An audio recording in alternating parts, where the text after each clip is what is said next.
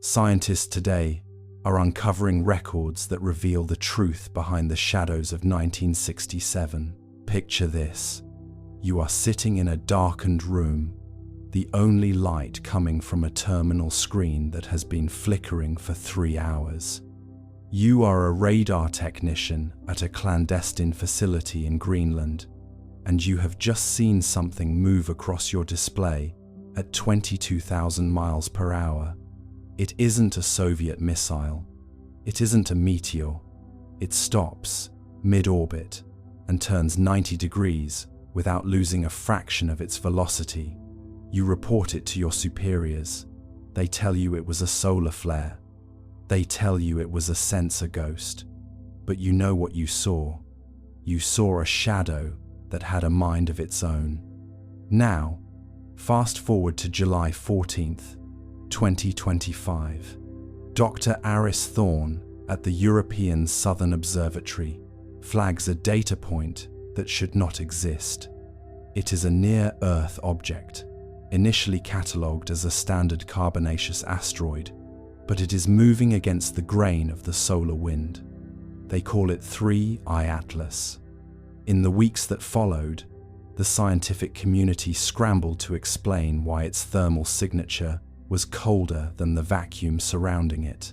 By August 12th, 2025, the impossibility stack began to grow. First, the object's trajectory matched to the 4th decimal point, a declassified incident from the 1972 Blue Book files involving a fast-moving object over the North Pole. Second, 3I Atlas began emitting a low-frequency pulse at exactly 14.2 MHz, the same frequency used by the enigmatic numbers stations of the Cold War. What if we are not looking at a new discovery, but a scheduled return? What if 3I Atlas is a recurring observer that has been documented under different names for decades, filed away in dusty cabinets as sensor errors, because our primitive 1960s technology couldn't fathom a craft that uses gravitational lensing to stay invisible? It is a haunting thought. We call it an anomaly because to call it an invitation would be too terrifying for the evening news. There is a myth from the Akkadian Empire about the Eye of Anu, a star that would descend from the heavens every 7 generations to judge the harvest. The priests would watch the sky with a mixture of reverence and absolute dread.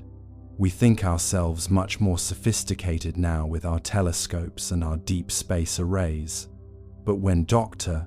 Thorne looked at those plates in July, he felt that same ancient shiver. We are a young species, barely out of the cradle, and we are suddenly realizing that the nursery has windows, and something has been peering through them for a very long time. You might find yourself wondering why this matters to you, lying there in the safety of your home. You think your life is separate from the cold mechanics of the cosmos. But consider the timing.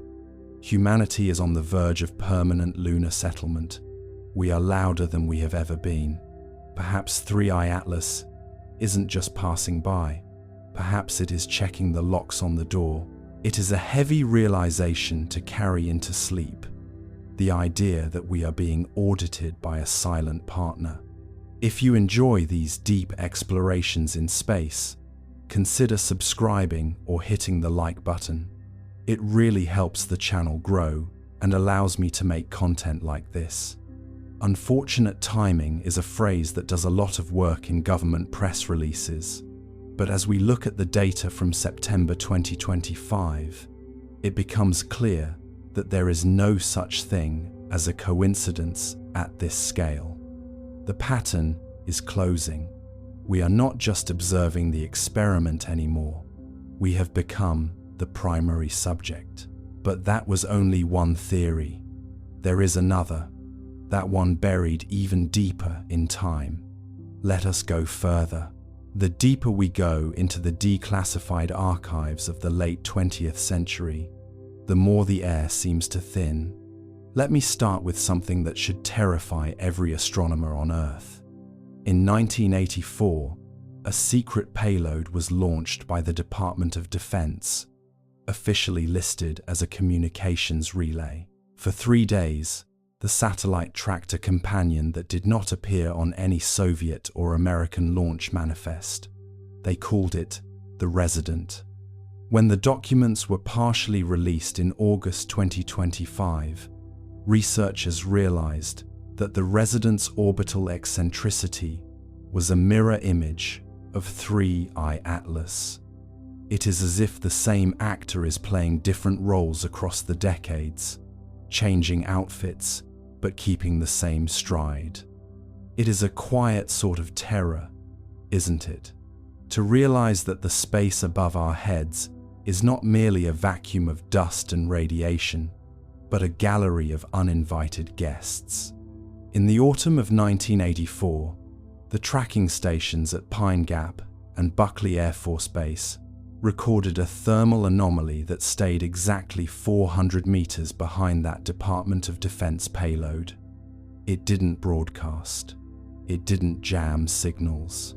It simply matched every burn, every slight orbital correction, as if it were tethered by an invisible silver thread. When the mission concluded, the Resident didn't burn up in the atmosphere. It accelerated upward, vanishing into the deep black beyond the reach of 1980s radar.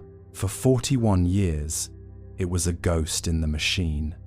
Then, on July 22nd, 2025, 3I Atlas appeared in that exact same parking spot, performing the exact same station-keeping maneuvers. Unfortunate timing. Those are the words used by the official spokespeople when they are asked why we are only noticing this now. It is a phrase doing a lot of heavy lifting.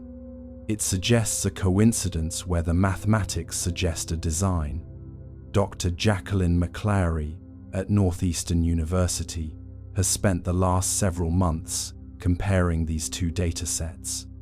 Her conclusion, published in a restricted circular in September 2025, is that 3I Atlas and the Resident are the same physical object, or at least, they are part of the same autonomous network.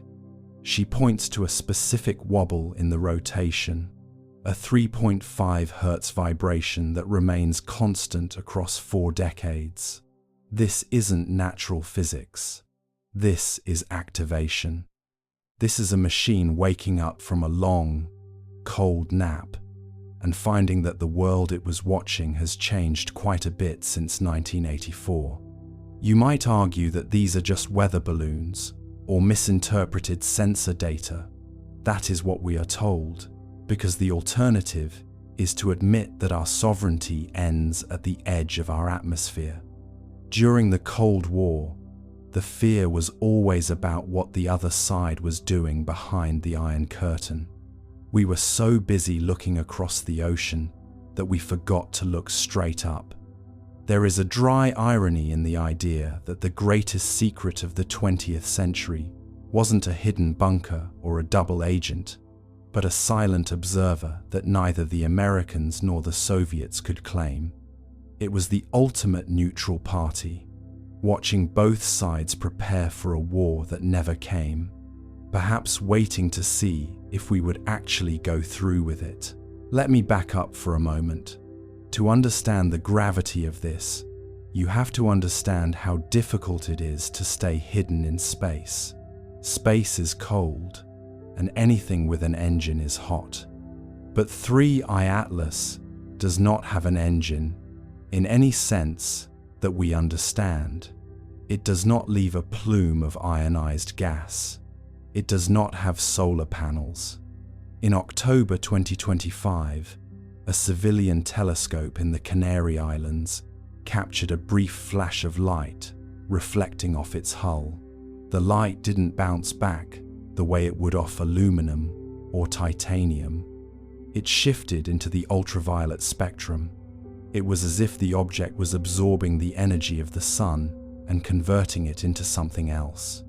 Some researchers suggest it is using a form of vacuum energy extraction, a concept that remains purely theoretical in our laboratories, but seems to be a daily reality for 3I Atlas. What if the reason we couldn't find it for 40 years wasn't because it was gone, but because it didn't want to be found? It is a humbling thought for a species that prides itself on its surveillance capabilities. We have mapped the surface of Mars.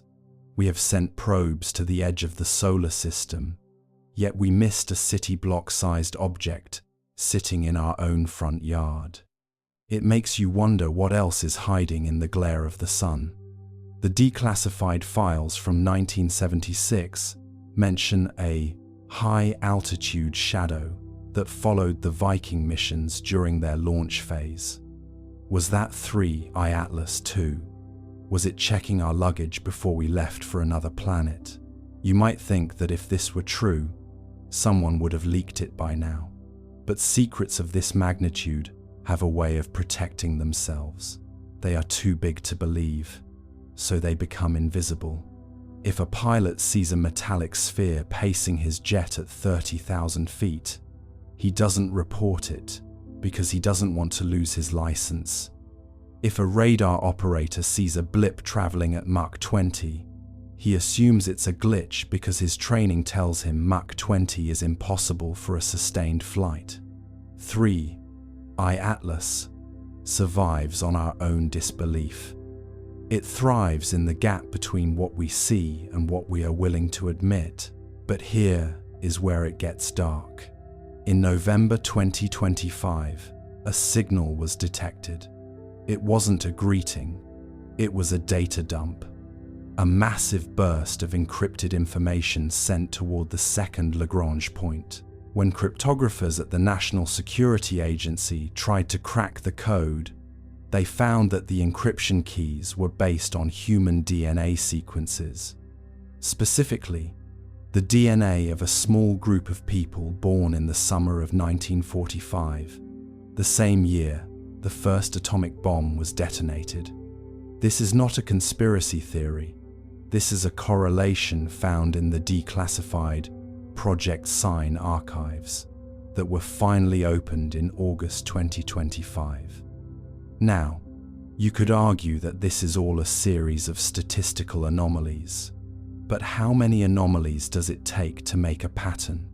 How many coincidences do you need before you realize you are looking at a plan? October 29th, 2025 is a date that appears in several leaked documents as a synchronization window. It is the date when 3I Atlas will reach its closest point to Earth in over 3 centuries.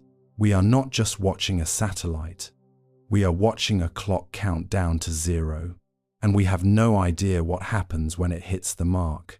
There is a myth from the ancient Andean cultures about the star of the messenger, a light that would appear in the sky only when the people had forgotten how to speak to the earth. It was said to be a mirror that showed the world its own reflection. If 3I Atlas is that mirror, what does it see when it looks at us today? Does it see a species ready to join the cosmic community, or does it see a flickering light that is about to go out? The arrogance of our age is believing that we are the ones doing the judging. We are the ones being measured. Every satellite we launch, every radio wave we broadcast, every conflict we escalate is another data point for 3I Atlas. I want you to think about where you are listening from tonight. Perhaps you are in a quiet farmhouse in the Midwest, or a high-rise in Singapore. Look out your window if you can. The sky looks the same as it did when your grandparents were children. The stars seem fixed, permanent, and indifferent. But somewhere in that darkness, between the constellations you know by name, there is a shadow moving with a purpose. Tell me in the comments, what city are you in, and does the sky feel different to you tonight? Does it feel like a ceiling or a flaw. The authority of science is often used to silence wonder, but true science is nothing but wonder with a notebook. Avi Loeb at Harvard is one of the few who is willing to ask the questions that make his colleagues uncomfortable. He suggests that we should treat 3I Atlas not as a threat, but as an opportunity, an archaeological find that just happens to still be functioning. But even he is careful to frame it as a possibility. He knows the weight of the silence that follows such claims. He knows that in the world of declassified secrets, the truth is often less important than the stability of the public mind. As you drift closer to sleep, let the rhythm of these thoughts settle over you. You are safe in your bed. The world is still turning. 3I Atlas is still watching. It is a heavy realization, but there is a strange comfort in it. It means we are not alone. It means that someone, or something, has found us interesting enough to stay for 80 years. We are a story worth watching. We are an experiment worth maintaining.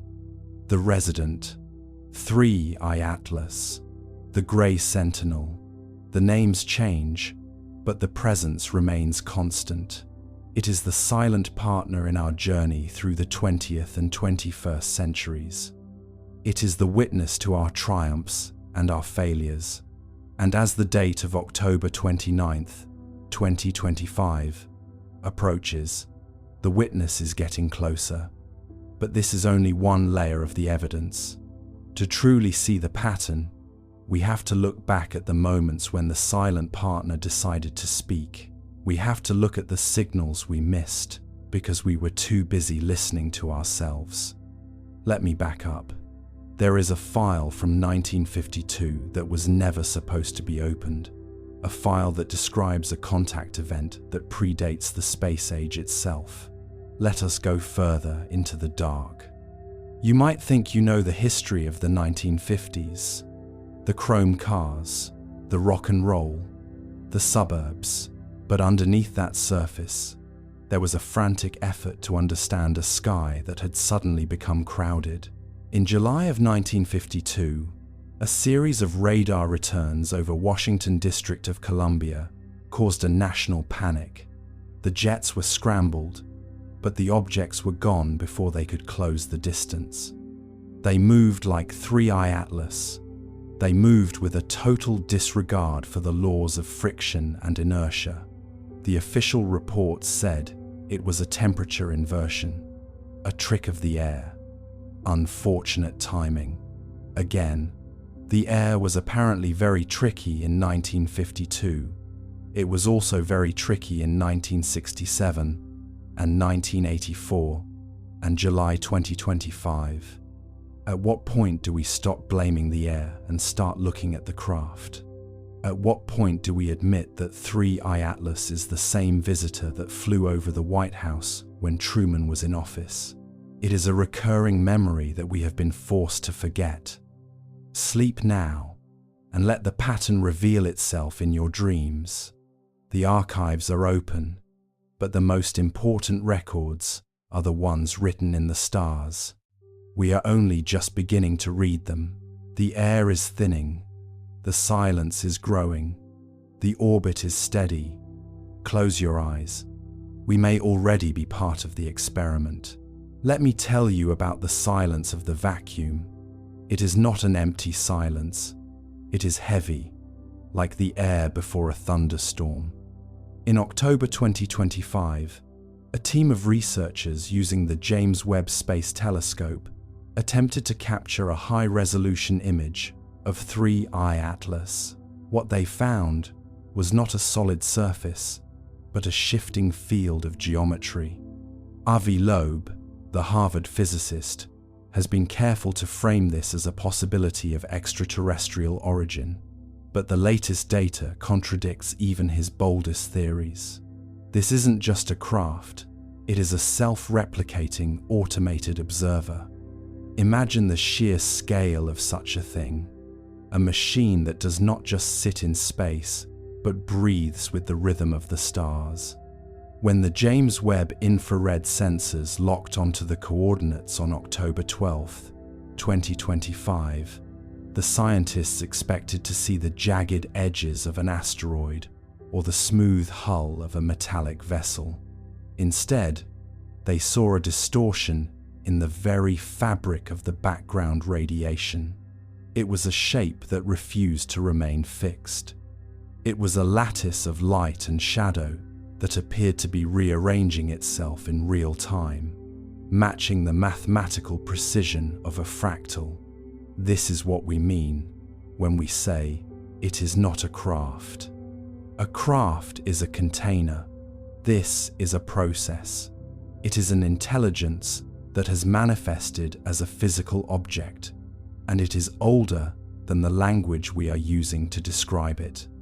In the late 1950s, the legendary radio pioneer George Van Tassel claimed to have received coordinates for an object he called the Grey Sentinel. Everyone laughed. They called him a crank, a dreamer in a desert shack near Giant Rock, California. But on September 22, 2025, those exact coordinates were occupied by 3I Atlas.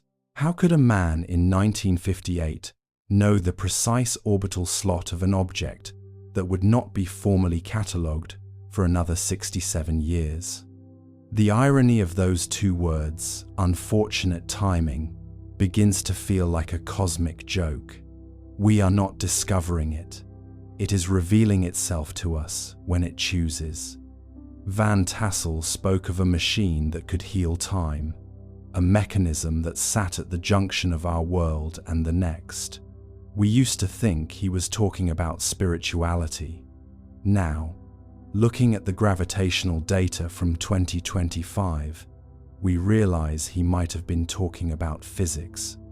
There is a certain dry irony in the fact that we have spent billions of dollars looking for life in distant galaxies, while 3I Atlas has been sitting in our own backyard, probably wondering when we would finally notice the doorbell ringing.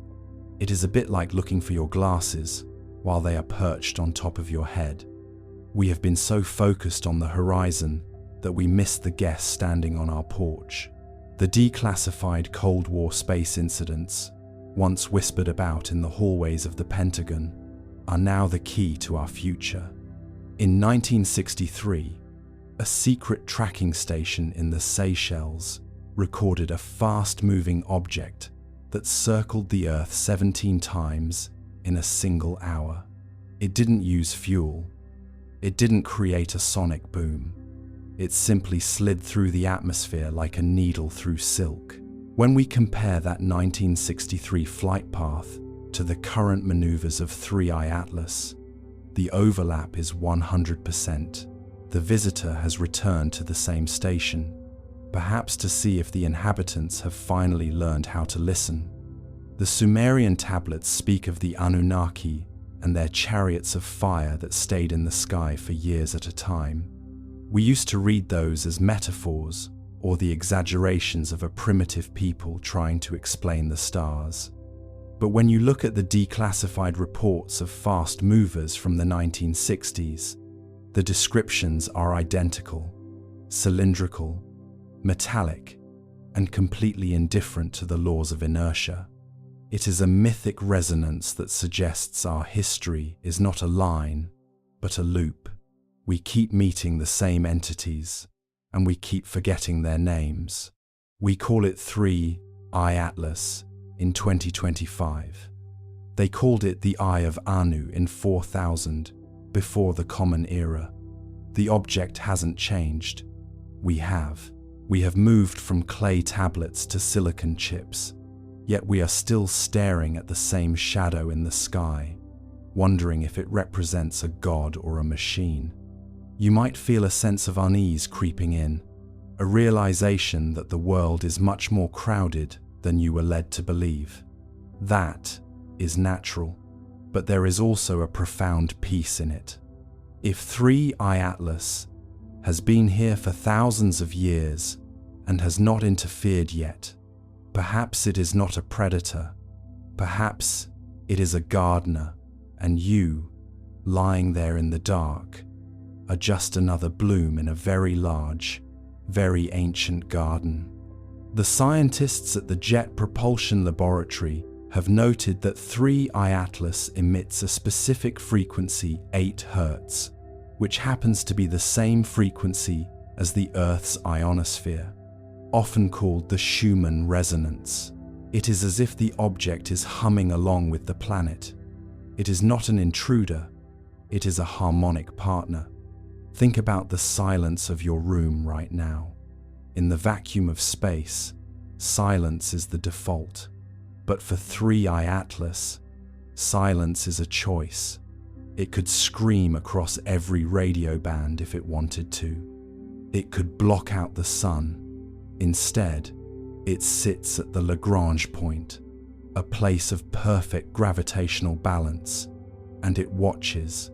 It has watched the Cold War escalate and de-escalate. It watched the first footprints on the moon. It watched the birth of the internet. By November 15th, 2025, the object began to subtly shift its inclination, moving closer to the North Pole, the same region where the 1946 ghost flyers were most frequently sighted. This isn't a coincidence. This is a callback. I want to ask you, as you drift closer to sleep, if you could send one message to 3I Atlas, knowing it has seen everything we have ever done, what would you say? Would you apologize for our violence, or would you ask for help with our future? Tell me in the comments, what is your message to the observer, and where are you sending it from? Are you in a quiet town in the English countryside, or a bustling street in Rio de Janeiro? Share your thoughts. Let us see the map of human curiosity as it stretches across the globe tonight. We are approaching a threshold. The countdown to the December solstice is not just a change in seasons this year, it is a synchronization point. The declassified documents from the 1970s mentioned a phenomenon called the Great Return, a period where the barrier between the observers and the observed would become thin. We are in that period now. The geometry found by the James Webb telescope isn't just a shape, it's a doorway. It is a self-replicating system that has been waiting for us to reach a certain level of complexity before it fully activates. It's as if we finally solved the puzzle, and the prize is a conversation we aren't sure we are ready for. Consider the work of Dr. Jacqueline McClary again. She noted that the shifting geometry of 3I Atlas matches the patterns found in ancient Celtic knots and Islamic tiling. These are patterns that represent infinity, the interconnectedness of all things. If a machine in 2025 is displaying the same patterns our ancestors carved into stone, what does that tell us about the source of our inspiration? Did we dream these shapes, or were they whispered to us from the orbit above? The more we look at the data, the more the distinction between technology and magic begins to dissolve. Unfortunate timing. It's funny, isn't it? How we use that phrase to dismiss the things that scare us the most. It was unfortunate timing that the 1952 Washington flyovers happened during a heat wave. It was unfortunate timing that the 1984 resident satellite was lost behind the moon. It is unfortunate timing that 3I Atlas appeared just as we are preparing to return to the lunar surface. But maybe it isn't unfortunate at all. Maybe it is the most fortunate timing in the history of our species. Maybe we are being given a chance to look at the archives, look at the sky, and finally admit that we have never been alone. As the weight of your eyelids increases, imagine the James Webb telescope out there in the dark, a billion-dollar eye staring at a ghost, and the ghost is staring back. The geometry of 3I Atlas is shifting again.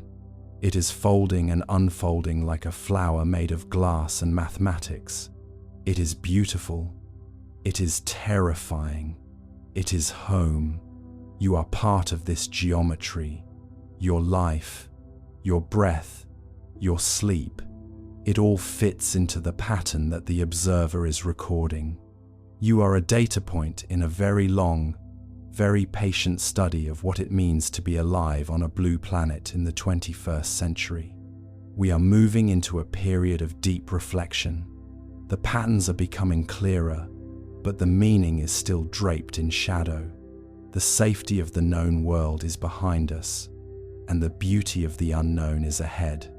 In the Cold War, we feared the shadow was a weapon. In the 21st century, we are beginning to suspect the shadow is a mirror. What do you see when you look into the dark? Do you see a void? Or do you see a reflection of a potential you haven't yet reached? The broadcast from 3i Atlas is changing.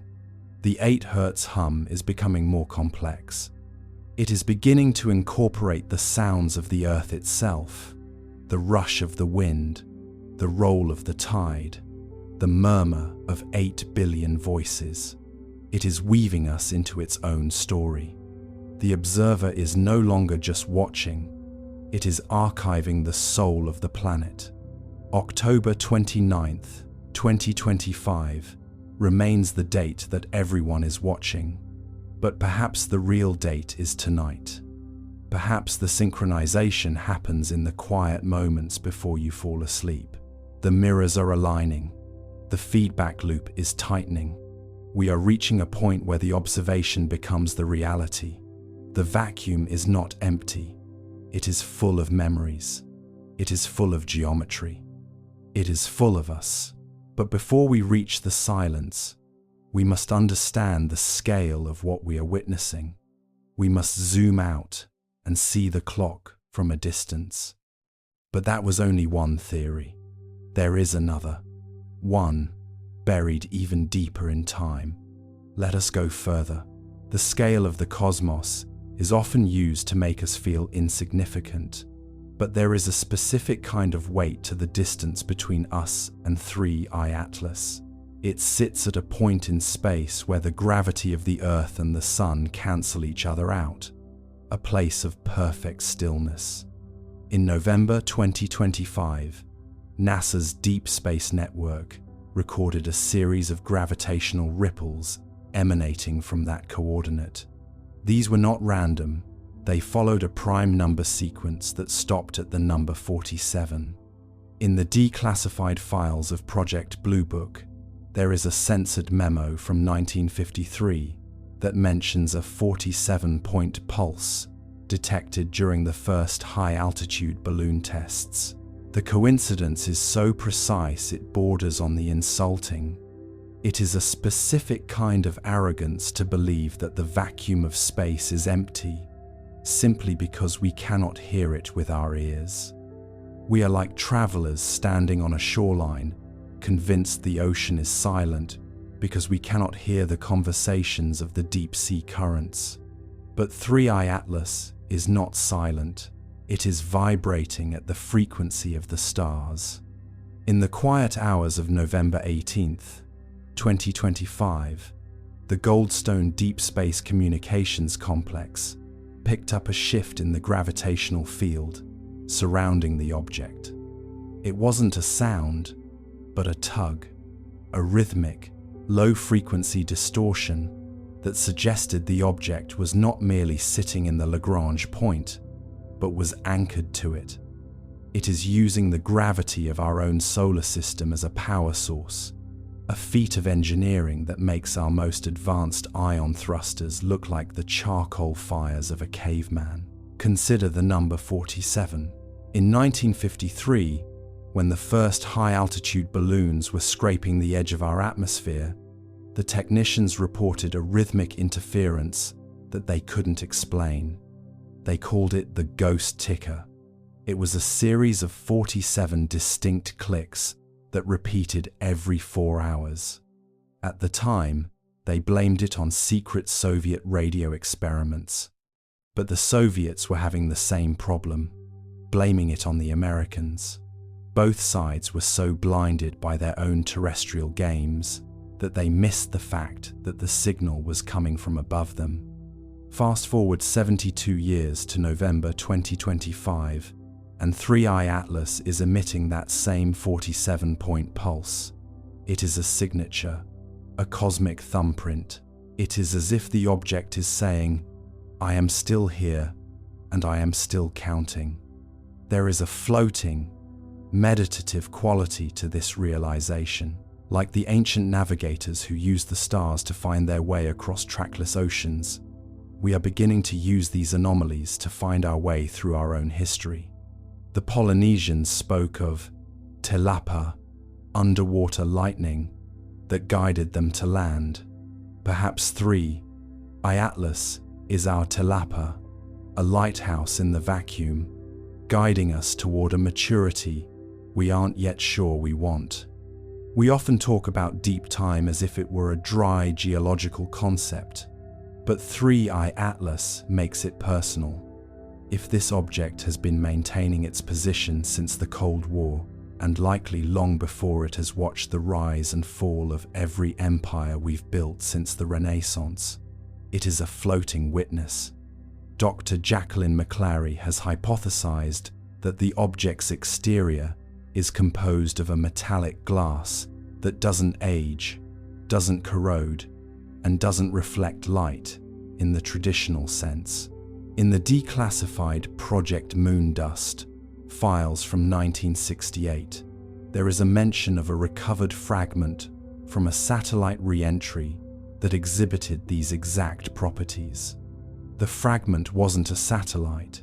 It was a piece of debris that had been struck by something in orbit.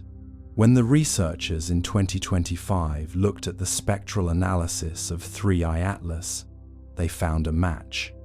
It absorbs our attention and gives nothing back.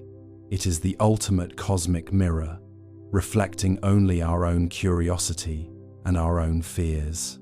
We look at it and see a weapon. We look at it and see a god. We look at it and see a machine, but 3I Atlas simply sees us. You might argue that this is all just a series of misidentified natural phenomena. That would be the comfortable thing to believe. It is certainly what the official channels would prefer you to think. But the math of the recurrence doesn't lie. When an object appears in the same orbital slot every 60 years with the same energy signature, you stop calling it a comet and start calling it a schedule. We are living through a scheduled visit, and the guest is already in the foyer. The scale of the cosmos is vast, but the timing of 3I Atlas is intimate. It is timed to the heartbeat of our civilization. It appeared when we first learned to split the atom. It appeared when we first launched a dog into the dark. It appeared when we first began to transmit our voices across the world. And now, it is here again, as we prepare to leave the cradle for good. Imagine the distance between two heartbeats. Now expand that to the distance between two galaxies. 3I Atlas occupies the space between. It sits in a place where the push of the sun and the pull of the earth are equal. It is perfectly balanced. You are weightless in this thought. Your bed is a vessel. Your room is a capsule. The earth is a marble rolling through the dark, and something is waiting to catch it. There is a sense of cosmic humility in this.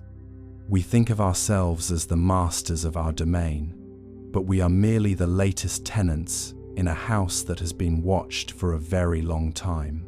In the declassified records of the 1970s, there were reports of luminescent escorts during the Apollo missions. Objects that stayed just out of reach of the cameras, matching the speed of the command modules with impossible ease. The astronauts were told to keep it quiet. They were told it was debris from the Saturn V rockets. But the debris doesn't change direction. The debris doesn't emit 47-point pulses. 3I Atlas is the descendant of those escorts, or perhaps the ancestor. It is a cycle of recurrence that makes our modern history feel like a single afternoon. We are caught in a loop of observation that predates the very concept of a Cold War. Think of the distance involved. Millions of kilometers of empty space. Yet, the presence of 3I Atlas feels closer than the moon. It is a psychological proximity. It is the feeling of a presence in a dark room. You cannot see it, but you can feel the air change. You can feel the weight of the observation. By November 25th, 2025, the gravitational ripples became so consistent that independent researchers began to map them. They found that the ripples were creating a sort of gravity well around the Earth, a subtle tightening of the fabric of space. It's not enough to affect the tides or the weather, but it's enough to affect the path of every satellite we own. We are being nudged. We are being corralled. Unfortunate timing. It is the phrase we use when the universe refuses to behave. It was unfortunate timing that the 1953 balloon tests coincided with a ghost ticker. It was unfortunate timing that the Apollo missions were shadowed by debris. It is unfortunate timing that we are rediscovering 3I Atlas just as we are becoming most vulnerable. But maybe the timing is perfect. Maybe the observer only shows itself when the subject is about to do something interesting. We are at a tipping point, and the witness has taken its seat. As you lie there, feel the bed beneath you as a solid point in a moving universe. You are traveling at 67,000 miles per hour around the sun. You are moving, but you feel still. 3I Atlas is still, but it is moving with us. It is a shared trajectory. We are all passengers on the same dark current. You are not alone in the room, and you are not alone in the silence. The scale of the universe is a lullaby. It is too big to fight, too old to argue with. We are simply part of the flow. But as the alignment of December 2025 approaches, the flow is starting to pool in one direction. The 47-point pulse is a countdown. We don't know what it's counting down to, but we can feel the seconds ticking away in the back of our minds. It is a rhythmic, steady pressure. It is the sound of the universe waiting. The declassified files from 1984 mentioned a terminal phase of observation. Is that what we are entering now? A phase where the watcher becomes the participant, where the silence of the vacuum is replaced by a voice we finally recognize. I want you to consider the cycles of your own life. Do you have patterns that repeat every few years? Things you rediscover and then forget? Tell me in the comments, is there a specific mystery in your life that keeps returning? Much like 3I Atlas. Maybe it is a dream. Maybe it is a feeling of being in the right place at the wrong time. We are all collectors of cycles. Share your story. Let us see how many of us are caught in the same loop. The vastness of the galaxy is a comfort if you allow it to be. If the universe is so large, then our mistakes are small. If the universe is so old, then our fears are fleeting. 3I Atlas is a reminder of that scale. It is a bridge between our tiny, frantic lives and the slow, cold majesty of the stars. It has been there for the wars, the peace, the inventions, and the extinctions. It is the ultimate record keeper, and tonight, it is recording you. It is recording the sound of your breathing, the flicker of your eyelids, the drift of your thoughts toward the edge of the world. There is a peace in being part of the pattern. You don't have to be the architect. You just have to be the inhabitant. 3i Atlas is the architect of the silence, and you are the one who fills it with your presence. The gravitational ripples are moving through you right now, invisible and silent, linking you to the Lagrange point and the object that sits within it. You are anchored to the cosmos. You are weighted by the scale of the mystery. But this cosmic perspective is only half the story. To understand the observer, we must look at the ones being observed. We must look at how the shadow of 3i Atlas has fallen across our own hearts. But that was only one theory. There is another, one buried even deeper in time. Let us go further. Now, let us bring the focus back to the surface, back to the warmth of a human life. In the late 1970s, a series of declassified memos from the Stanford Research Institute discussed the external influence on human consciousness. They found that during periods of high anomalous activity in orbit, specifically the dates we now associate with 3i Atlas's previous passes, there was a measurable shift in global dream patterns. People reported dreaming of vast, silver structures and a feeling of being waited for. By December 2025, as the object draws closer to its perigee, sleep clinics are reporting a similar spike in these architectural dreams. It is a strange thing to consider that your most private thoughts, the images that dance behind your eyelids when you are at your most vulnerable, might be influenced by a machine sitting hundreds of thousands of miles away in the cold dark. But the data from the Stanford Research Institute, partially declassified in August 2025, suggests that the human brain is not a closed system. We are more like delicate antennas, picking up the low-frequency hum of the universe.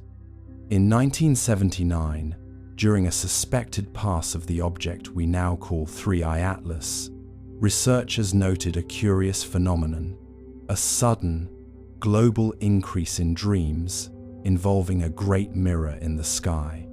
People who had never met, who lived in different time zones and spoke different languages, all described the same sensation, a feeling of being gently examined, not with malice, but with a profound, clinical curiosity. You are likely feeling the weight of your own eyelids now. This is a safe space. The cosmic narrative is large, but you are the heart of it. Without a witness, 3i Atlas is just a silent machine in the dark. You give it meaning. You are the reason it is here. Whether it is a probe from a distant civilization or a remnant of a lost terrestrial era, it is a response to the existence of life on this planet. It is a cosmic hello that has been echoing through the hallways of history for millennia. We often think of space as a place of distance, but perhaps it is a place of connection. In the winter of 2025, as the nights grow longer, the signal from the Lagrange point seems to be sinking deeper into our collective subconscious. Dr. Jacqueline McClary has noted that the architectural dreams reported in December 2025 are becoming more vivid. People are no longer just seeing silver structures, they are walking through them. They describe halls of shifting geometry that match the James Webb telescope images. They speak of a silence that is not empty, but full of potential. It is as if 3i Atlas is downloading its own history into our sleeping minds, preparing us for a memory we haven't even had yet. There is a warmth in knowing that we are part of a larger conversation, even if we don't understand the language yet. 3i Atlas is a bridge. It connects the radar technician in 1967 to the scientist in 2025. And it connects both of them to you. We are all linked by the same question. It is an intimate connection, a shared secret between the stars and the soil. In the dry irony of our modern age, we find it easier to believe in a cold, indifferent universe than one that takes an interest in us. We call it unfortunate timing when we are forced to confront our own importance. But there is no shame in being important. There is no fear in being seen. You are a biological miracle, a consciousness capable of pondering the very thing that is pondering you. As you settle into your pillow, consider the possibility that your dreams tonight are not just a byproduct of your day, but a transmission from the silent partner. The Stanford memos mentioned a specific type of feedback loop. When the subjects were told about the anomalous activity in space, their dreams became more structured. When they were kept in the dark, the dreams remained abstract. This suggests that the observer effect works both ways. By acknowledging 3i Atlas, we are changing our relationship to it. We are no longer just subjects. We are participants. We are leaning into the gaze. By December 15th, 2025, the Global Dream Mapping Project noted that the feeling of being waited for had shifted. People now report a feeling of arrival. Not that something is coming, but that we have finally arrived at the place where the conversation can begin. Think about the silence of your room. It is a protective layer. It keeps the noise of the world at bay. But the silence of 3i Atlas is different. It is a waiting room. In the declassified Project Blue Book files, there is a censored entry from 1954 describing a witness who claimed to have heard the sky singing during a close encounter. The frequency she described matches the 8 Hz Schumann resonance that 3i Atlas is currently mimicking. It is a lullaby for a planet, a way to keep the subject calm while the measurements are taken. You are being measured for your potential.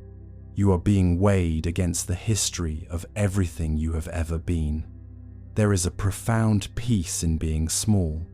A mouse in a field does not worry about the hawk until the shadow falls. But the shadow is just a lack of light. It is not a weapon. Rest in the shadow. It is cool. It is quiet. You are safe because you are not the target. You are the background. You are the environment that 3i Atlas is here to preserve. In the Cold War, we thought the shadows were Soviet bombers. We were so terrified of each other that we missed the fact that the shadow was a protective wing. 3i Atlas has stayed through our nuclear tests, our environmental crises, and our global shifts. It has remained constant. It is the one thing in our history that hasn't tried to change us. It has only watched us change ourselves. I want you to take a deep, slow breath. Feel the air fill your lungs. This is a human moment. Tell me, as you drift toward the edge of sleep, what is the one thing about being human that you think a silent observer should know? Share your reflection below. Let us create a record of what it feels like to be alive right now. Is it the way the rain feels on your face? Is it the smell of old books? Is it the way we love, despite the certainty of loss? Whatever it is, know that it is being recorded. It is part of the data set. Your humanity is the most valuable thing in the orbit of 3i Atlas. As we move toward the end of 2025, the architectural dreams are becoming more communal. People are reporting seeing other dreamers in the silver halls, a global congregation of the sleeping. We are coming together in the only place where the observer can truly reach us in the deep, quiet waters of the unconscious. The declassified files from the 1970s suggest that this was always the goal. Not a physical landing on the White House lawn, but a psychological integration, a way to join the cosmic community without ever leaving our beds. Unfortunate timing. Those words doing a lot of work again. It was unfortunate timing that the most breakthrough consciousness research happened just as the Cold War was heating up, leading to the classification of these findings for 50 years. But perhaps it wasn't unfortunate. Perhaps we weren't ready. Perhaps we needed to grow up a little more before we could handle the idea that our minds were being curated. Now, in the twilight of 2025, the curtains are being pulled back. We are looking into the mirror, and the mirror is looking back with 80 years of accumulated data. You are not just a collection of atoms, you are a collection of memories, and those memories are part of a larger pattern. 3i Atlas is the loom, and your life is one of the threads. As you drift, feel the tension in the thread release. You don't have to hold the world together tonight. Someone else is watching the clock. Someone else is maintaining the orbit. You are free to simply be. You are free to disappear into the geometry of the silver halls. Where do you go when you sleep? Do you stay in your room, or do you travel to the Lagrange point? Tell me in the comments, have you had one of these dreams lately? Have you seen the silver structures? Your testimony is a part of the mapping. It helps us understand the reach of the influence. The vastness of the galaxy is not a distance to be traveled, but a state of mind to be achieved. 3i Atlas is the catalyst. It is the thorn in the side of our materialism, reminding us that there is more to reality than what we can touch. By January 2026, the object will begin its outward journey, returning to the deep dark. But the influence will remain. The dreams will linger.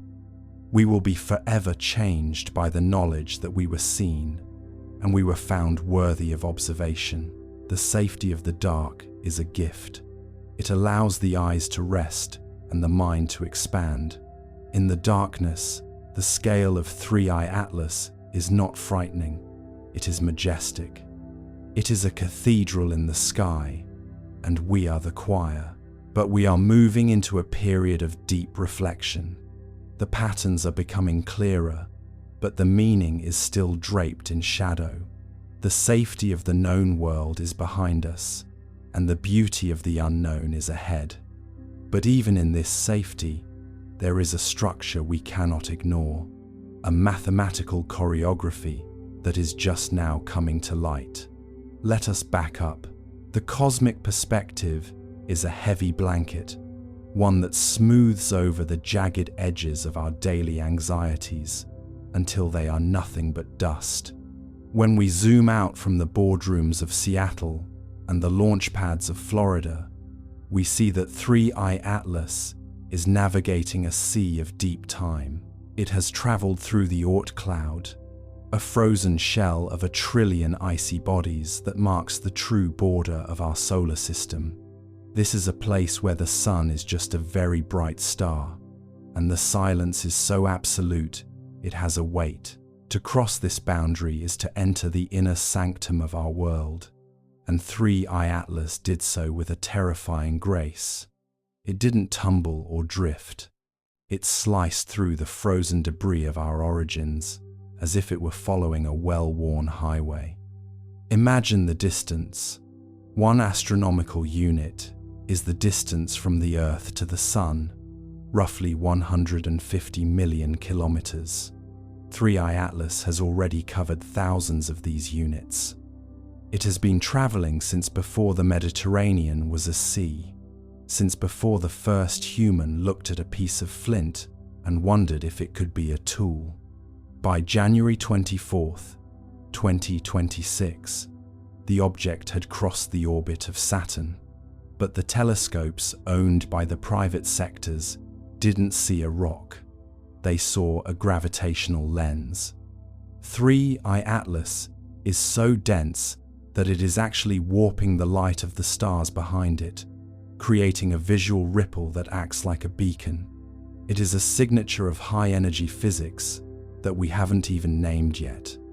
Think of the irony.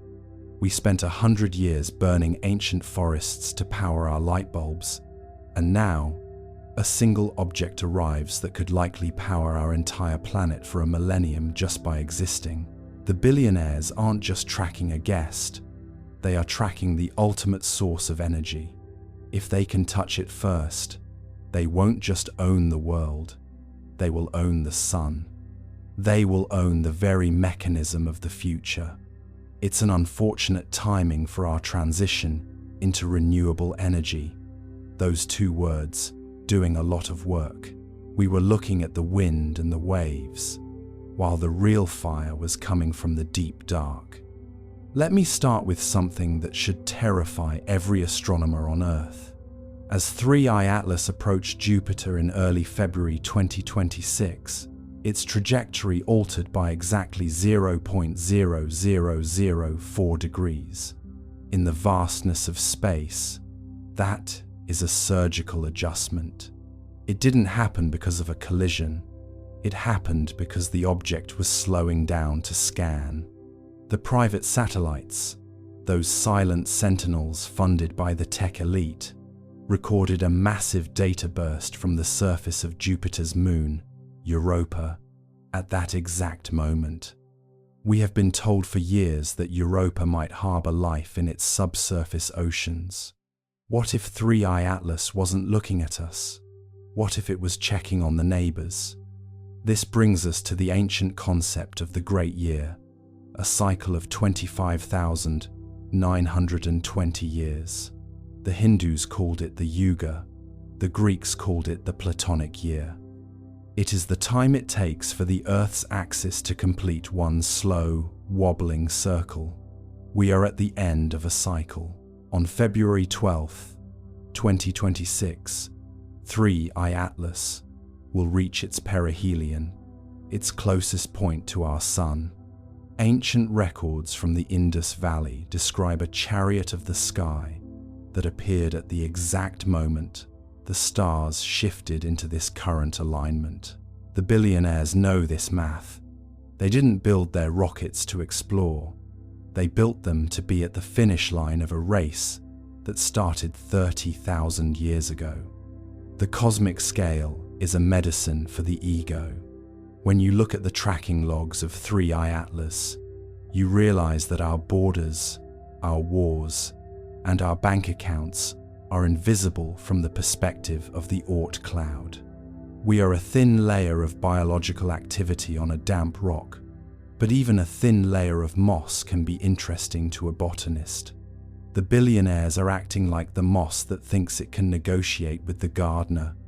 They are hoarding resources, trying to prove they are the dominant species, unaware that to a traveler like 3I Atlas, the difference between a billionaire and a peasant is less than the difference between 2 grains of sand. Consider the Vera Rubin Observatory data from February 2026. While the public was told the telescope was undergoing routine sensor cleaning, a private stream was diverted to a server farm in Iceland. The images captured showed 3I Atlas unfolding, not like a ship opening its doors, but like a flower opening to the sun. The crystalline lattice we discussed in the previous act began to vibrate, creating a halo of light that spanned 10,000 kilometers. It wasn't a weapon, it was a sail made of pure information, catching the solar wind and turning it into a signal. You are drifting now, held by the same gravity that is pulling 3I Atlas toward our star. The distance between you and that object is millions of kilometers, yet you are connected by the same physics, the same atoms, and perhaps the same destiny. You are a passenger on a blue marble, and the conductor has just stepped out from the shadows. Take a deep breath. Feel the slow, heavy rhythm of the cosmos. Your heart beats about 70 times a minute. 3I Atlas pulses once every 7 minutes.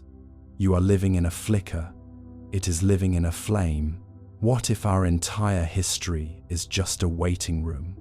What if the reason we have never heard a signal from the stars is that they don't use radio? They use gravity. They use the movement of massive bodies to write messages across the vacuum. 3I Atlas is a word in a sentence that began before our sun was born.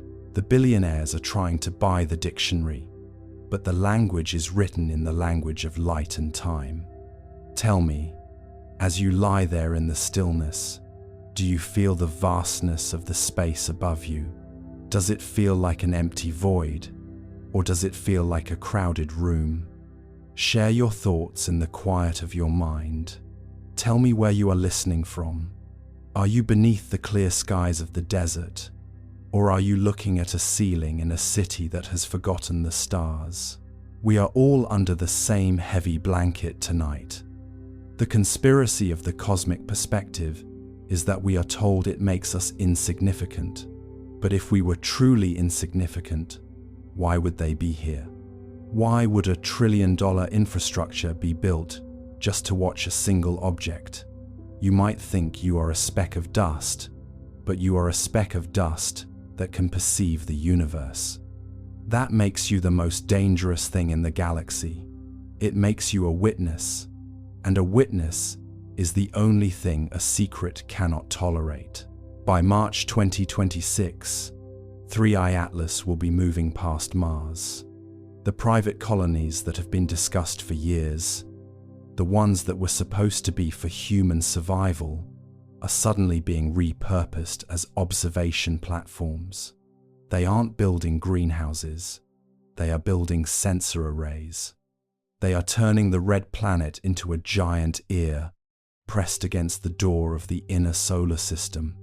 They know that once 3I Atlas passes the sun, it will begin its long journey back into the dark, and they only have a few weeks left to hear what it has to say.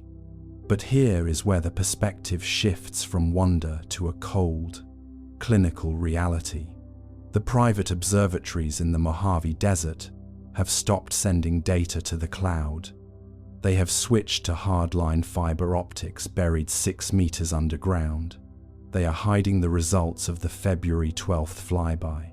They saw something in the sun's corona when 3I Atlas passed through it. They saw a connection, a literal bridge of plasma that formed between our star and the visitor. For 6 seconds, the sun and the object were one.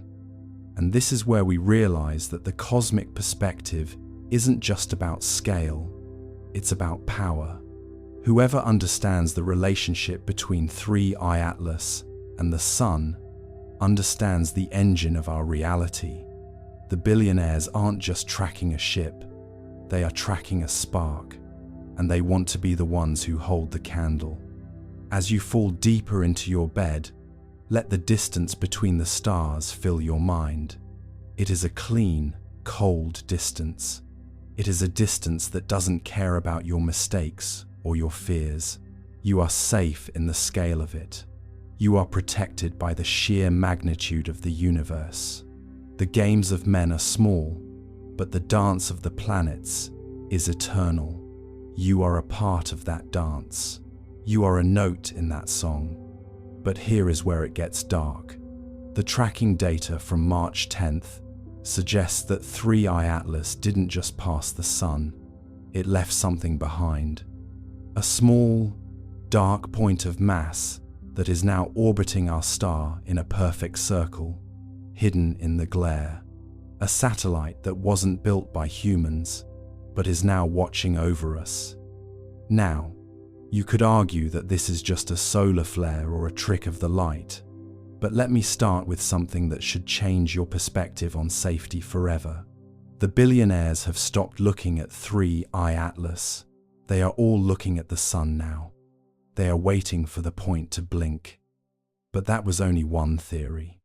There is another, one that looks not at the stars, but into the mirror of our own shared humanity. Let's go further. History is not a straight line. It is a circle, or perhaps a spiral. As we move into the early months of 2026, the scientific community is beginning to fracture. Citing a lack of transparent data, many independent researchers are looking toward the past to explain the present. They are finding that 3I Atlas has a signature that matches the Great Glimmer of 1782, a year where the sky over Europe turned a deep, bruised purple for 3 nights, and the stars seemed to dance in squares. Think of that image. Peasants in the fields of France, nobles in the courts of Vienna, all dropping to their knees because the celestial clock had suddenly glitched. We called it an aurora back then. We called it a sign from the heavens. But the descriptions from the 17th century matches the spectral data from January 2026 with a precision that should make your blood run cold. The same flickering frequency, the same unnatural geometric precision.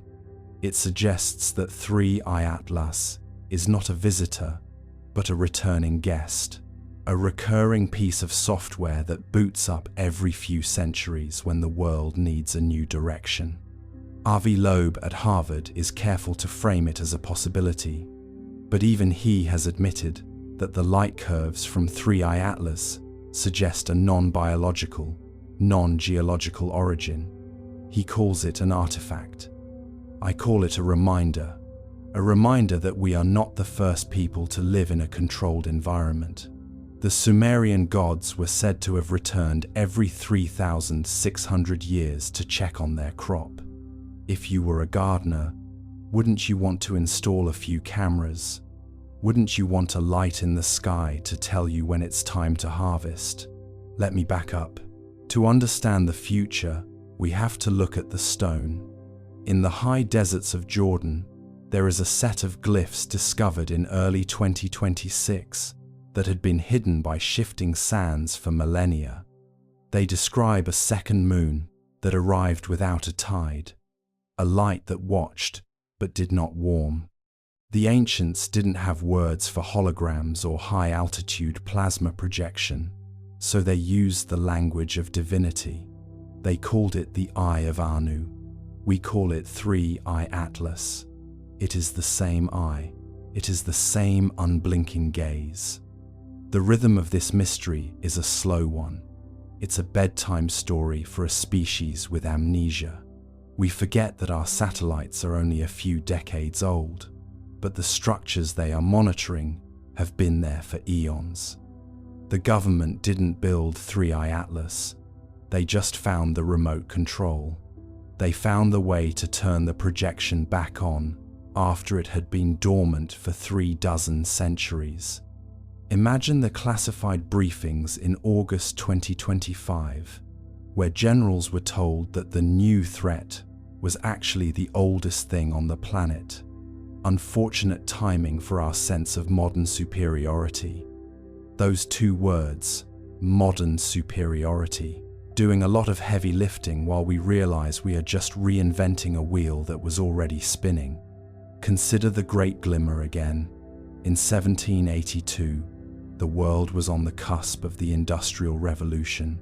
In 2026, we are on the cusp of the technological singularity. The projection always seems to return when humanity is about to change its skin. It is a celestial shepherd, nudging the flock back toward a common focal point. If we are too busy staring at the squares dancing in the sky, we don't notice the gates being locked on the ground. It is a historical pattern of distraction that has worked for 5,000 years. Why would they stop now? Imagine the sheer cost of this continuity.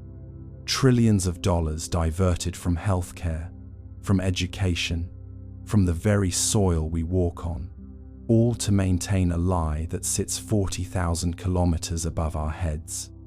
It is a masterpiece of deception, a celestial gaslighting that keeps us focused on the heavens so we don't notice the world being rearranged beneath our feet. It's almost funny. in a dry, tragic sort of way. We spent so much time worrying about artificial intelligence on our phones that we missed the artificial intelligence in our sky. We thought the machines were coming for our jobs, but they were already busy managing our reality. The Egyptians built their temples to align with the stars.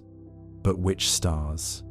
The ones that are actually there, or the ones that were projected for them? If you can change the position of a light in the sky, you can change the direction of a civilization. You can start religions. You can end wars. You can guide the migration of entire peoples just by moving a pixel a few millimeters to the left.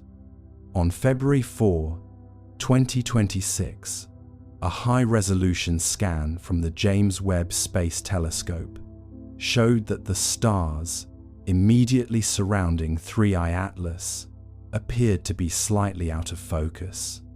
It wasn't a lens flare, it was a resolution error. The projection was stretching the background to hide its own edges. You might think that the ancient builders were primitive, but here is why you're wrong. They understood the nature of the screen better than we do. They lived in harmony with the cycles because they knew they had no choice. They built pyramids as antennas, not tombs. They were trying to talk back to the projector. In 2026, we have forgotten how to listen. We see the dates and the countdowns, and we feel only anxiety. We see the arrival of 3I Atlas, and we check our news feeds. We have lost the ability to see the ritual in the data. You are drifting now. The weight of these thoughts is becoming lighter. The vastness of the conspiracy is so large that it becomes a kind of comfort. If everything is a lie, then nothing is your fault. You are just a passenger on a ship with a painted window. You can rest now. The ship is on autopilot. The projection is stable. For now, feel the slow, rhythmic pulse of the night. It matches the flicker of the object in the sky. 60 Hz. A frequency designed to induce a state of passive observation. You aren't just watching the hologram. You are being synced to it. I want you to try to remember a dream you had as a child. A dream where the sky was a different color. A dream where the moon spoke in a voice of static. Perhaps that wasn't a dream. Perhaps that was a memory of the last time the software was updated. The ancients called it the Great Year, a cycle of 26,000 years, where the world dies and is reborn. We are just living through a patch, a minor update to the 2026 version of Earth. Where are you listening from? Is the room cold? Is the air still? Tell me in the comments if you've ever felt like you were being watched by something larger than a person. Not a god, but a system. A cold, analytical eye that counts your breaths while you sleep. Share your stories below. There is a strange intimacy in knowing we are all being monitored by the same silent visitor. We are watching the pattern emerge, a mathematical recurrence that should not exist in nature, a sequence of prime numbers encoded in the flickering of the light. On March 11, 2026, the object will align perfectly with the Great Pyramid of Giza and the Washington Monument. A straight line of light across the globe, a connection between the old masters and the new ones. It is a cosmic handshake, and we are the ink on the paper. The unfortunate truth about a historical cycle is that it always ends in a great silence. The projection fades, the screen goes dark, and the audience is left to find their way home in the pitch black. We aren't there yet. The lights are still on. 3I Atlas is still glowing, but the hum of the cooling system is getting louder. You can hear it if you listen closely to the silence between my words. Sleep is the only place they cannot project, or so we hope. But as the data from 2026 suggests, even our dreams are starting to show the same geometric patterns. The dancing squares of 1782 are returning to our subconscious. We are being programmed to accept the new sky, even in our rest. But for now, you are safe. The story is long, and the night is deep. You don't need to solve the riddle of the ages to find the warmth of your blankets. The truth is a heavy coat, and you are far too tired to wear it tonight. Let it fall to the floor. Let the mystery be a blanket instead. We are moving from the memory into the scale, from the history of the Earth into the distance of the stars. But even a star can be a pixel if you are far enough away. Let's go further. The scale of what we are discussing requires a shift in perspective. Imagine zooming out from your current location, past the roof of your house, past the clouds, past the artificial blue of our atmosphere, until the Earth is nothing more than a pale blue marble suspended in a sea of ink. Now, look closer at the orbit of 3I Atlas.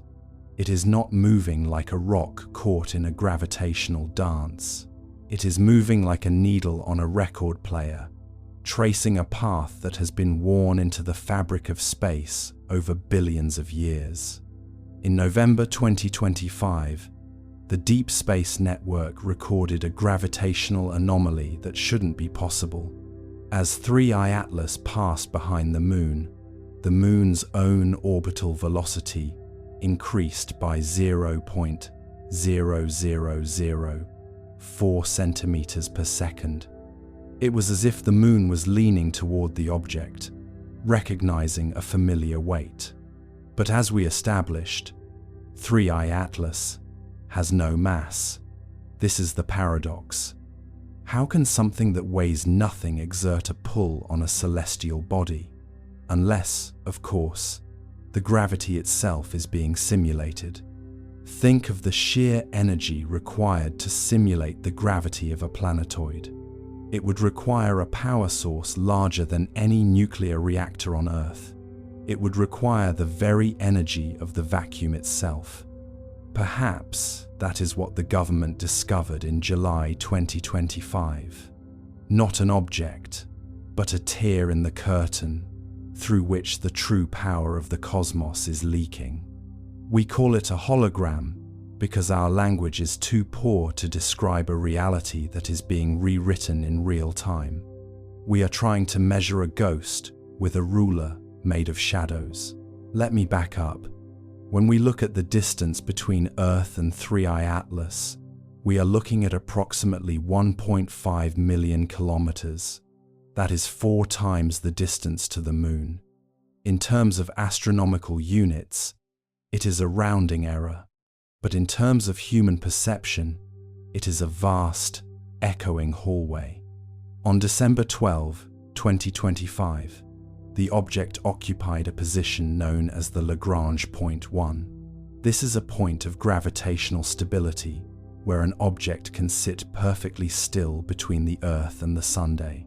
It is the prime real estate for a satellite or a projector. If you wanted to mask the entire planet, this is where you would place your lens. From this vantage point, you can intercept every photon of sunlight before it reaches our atmosphere. You can filter the light. You can tint the world. You can project an image that is 30,000 kilometers wide, using the very radiation of the sun as your power source. It is the ultimate high ground. In January 2026, a high-altitude observatory in the Atacama Desert noted that the solar spectrum appearing around the edges of 3I Atlas was shifted toward the ultraviolet. It wasn't natural. It was as if the light was being squeezed through a needle's eye. There is a historical humor in our arrogance. We believe we are the first to harness the atom, the first to touch the Moon. Yet, in the high deserts of Peru, the Nazca lines point to coordinates in the sky that remained empty for 10,000 years, until July 2025. Now, 3i Atlas sits exactly at the intersection of those ancient geoglyphs. Unfortunate timing, once again. It seems the ancestors left the lights on, and we just stumbled into the room and found the switch. Those two words, ancient coordinates, doing a lot of heavy lifting for the archaeology departments that are currently being told to keep their mouths shut. Imagine you are a sailor in the 15th century, navigating by the stars. You believe those lights are fixed, eternal, and divine. Now imagine someone reaches up and moves the North Star 10 degrees to the left. Your maps are useless. Your world is tilted. This is the power of 3i Atlas. It is the ability to redefine the coordinate system of the human soul. By July 2026, the object is predicted to drift into a position that will obscure the constellation of Orion. It is a slow, deliberate occultation, a celestial curtain call. When you look at the stars tonight, try to imagine the distance, not in miles, but in time. The light you see left those suns before you were born, before your great-grandparents were born. But the light from 3i Atlas, that light is fresh, it is new.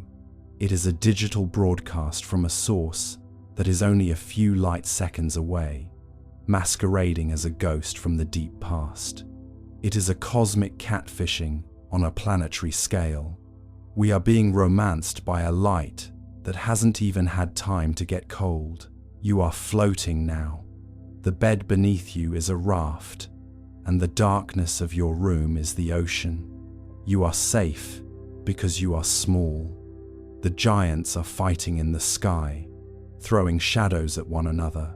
But you are down here, in the tall grass of the world, where the light is soft and the air is still. You don't need to solve the mystery to feel the peace of the night. You are part of the scale, even if you are at the very bottom of the measurement. I want to ask you something. If you could choose to see the sky as it really is, dark, empty, and terrifyingly vast, or see it as the beautiful, glowing lie of 3i Atlas, which would you pick? Some say the truth sets you free, but others know that a good lie keeps you warm. Tell me in the comments, would you rather have the cold truth or the warm illusion? Are you listening from a place where you can still see the real stars? Or are you in a city where the only lights are the ones we made? Share your location. Let me know if the horizon feels real where you are. The scale of the deception is matched only by the scale of our indifference. In February 2026, a leaked report from the European Southern Observatory suggested that the massless nature of the object was causing a ripple effect in the cosmic microwave background radiation. It's like a pebble dropped in a pond, but the pebble doesn't exist. Only the ripples are real. This is the definition of a hologram. It is an effect without a cause. It is a scream without a throat. Unfortunate timing for the laws of thermodynamics. If energy can neither be created nor destroyed, then where is the energy for 3i Atlas coming from? In March 2026, several independent researchers pointed to a series of deep-sea cables that have been redirected toward a classified facility in the Azores. They aren't carrying data. They are carrying raw, unfiltered power. They are feeding the grid that feeds the sky. We are literally burning the earth to keep the illusion of the heavens alive. Let me back up. Let's look at the sheer geometry of the situation. If you were to draw a line from the Great Pyramid to the Siding Spring Observatory, and then to the Sutherland Station, you create a perfect isosceles triangle. At the center of that triangle, projected into the black, is 3i Atlas.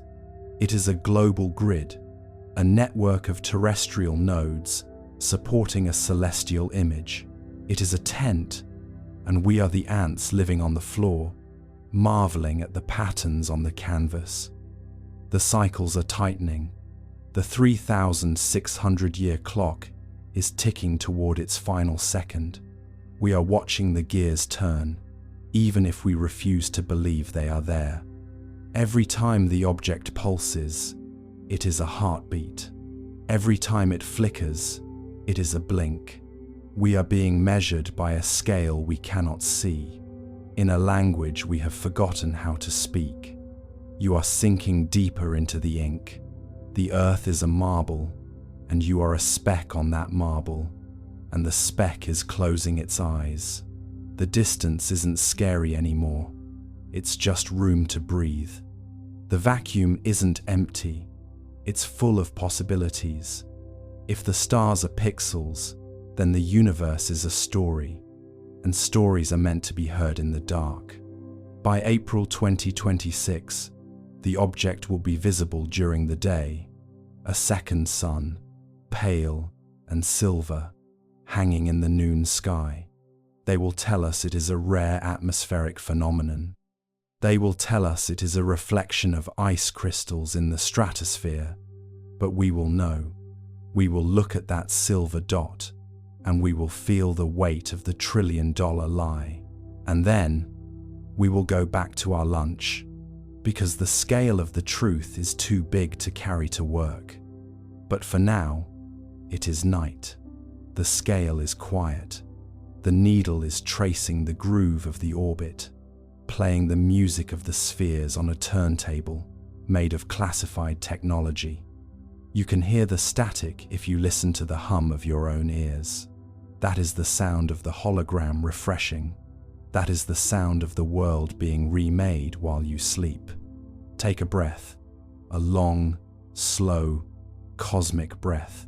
You are exactly where you are supposed to be, in the sea of ink, in the safety of the dark. But every machine has a designer, and every designer leaves a fingerprint. Let's go further. Let's open the calculator now, the one the universe always breaks when we try to make sense of it. Astronomers ran the numbers and found something worse than anomaly impossibility. The chances of this trajectory existing naturally are 1 in a million. And if it isn't natural, then what exactly is it doing there? The math, at first glance, seemed harmless. A few columns of orbital parameters, the kind that make grad students fall asleep mid-coffee. But somewhere between the third decimal and the fourth significant digit, something snapped. The trajectory of 3I, Atlas refused to sit still. It bent where it shouldn't bend. It lingered where velocity demanded it should flee. The equations began to look less like physics and more like confession. Numbers fold, logic cold. Truth defies what sums have told. Normally, interstellar objects follow predictable patterns. You can model them like billiard balls across cosmic distances. They come in fast, swing by the sun, and leave no drama, no detours. But 3I Atlas's path wasn't graceful. It was stubborn. Its entry angle was too steep, its perihelion too shallow, its velocity too precise. Not fast enough to escape chaos, not slow enough to suggest capture. It behaved like an object that chose its speed. When astronomers plotted its orbit, the lines refused to meet expectations. There was a tiny deviation near Mars, just half a degree, but that half degree meant the math had to call in sick. Simulations that should have stabilized spiraled instead into noise. Gravity, that old, reliable law, looked like it had lost its grip. You picture the room where it happened. Laptops glowing, data charts scrolling, coffee cooling into existential sludge. Someone frowns at the screen and says, "That can't be right." Another replies, "Check your units." A third, softly, "I did." Graphs misbehave, models wave. Certainty slips beneath the grave. And then comes the phrase every scientist dreads. statistically improbable, which sounds calm, but in the language of physics, it's a polite scream. Statistically improbable means we can't call it impossible without breaking tenure. The anomaly wasn't just its orbit, but its timing. 3. I Atlas arrived exactly when Mars was positioned for maximum visibility, almost too perfectly. Not weeks earlier, not months later. Right there, right then, with 7 spacecraft ready and waiting. The odds of that happening naturally, 1 in a million. The odds of it happening twice, after Oumuamua's similarly suspicious arrival in 2017, 1 in a billion. You'd have better luck being struck by lightning while winning the lottery on a flying whale. ESA's internal memo summarized the problem delicately. Observed trajectory, inconsistent with gravitational expectations. Further analysis required. Translation: physics is mad at us. The more they recalculated, the stranger it got. Gravitational modeling suggested that the object's acceleration near Mars was slightly higher than predicted, even though there was no nearby mass to explain it.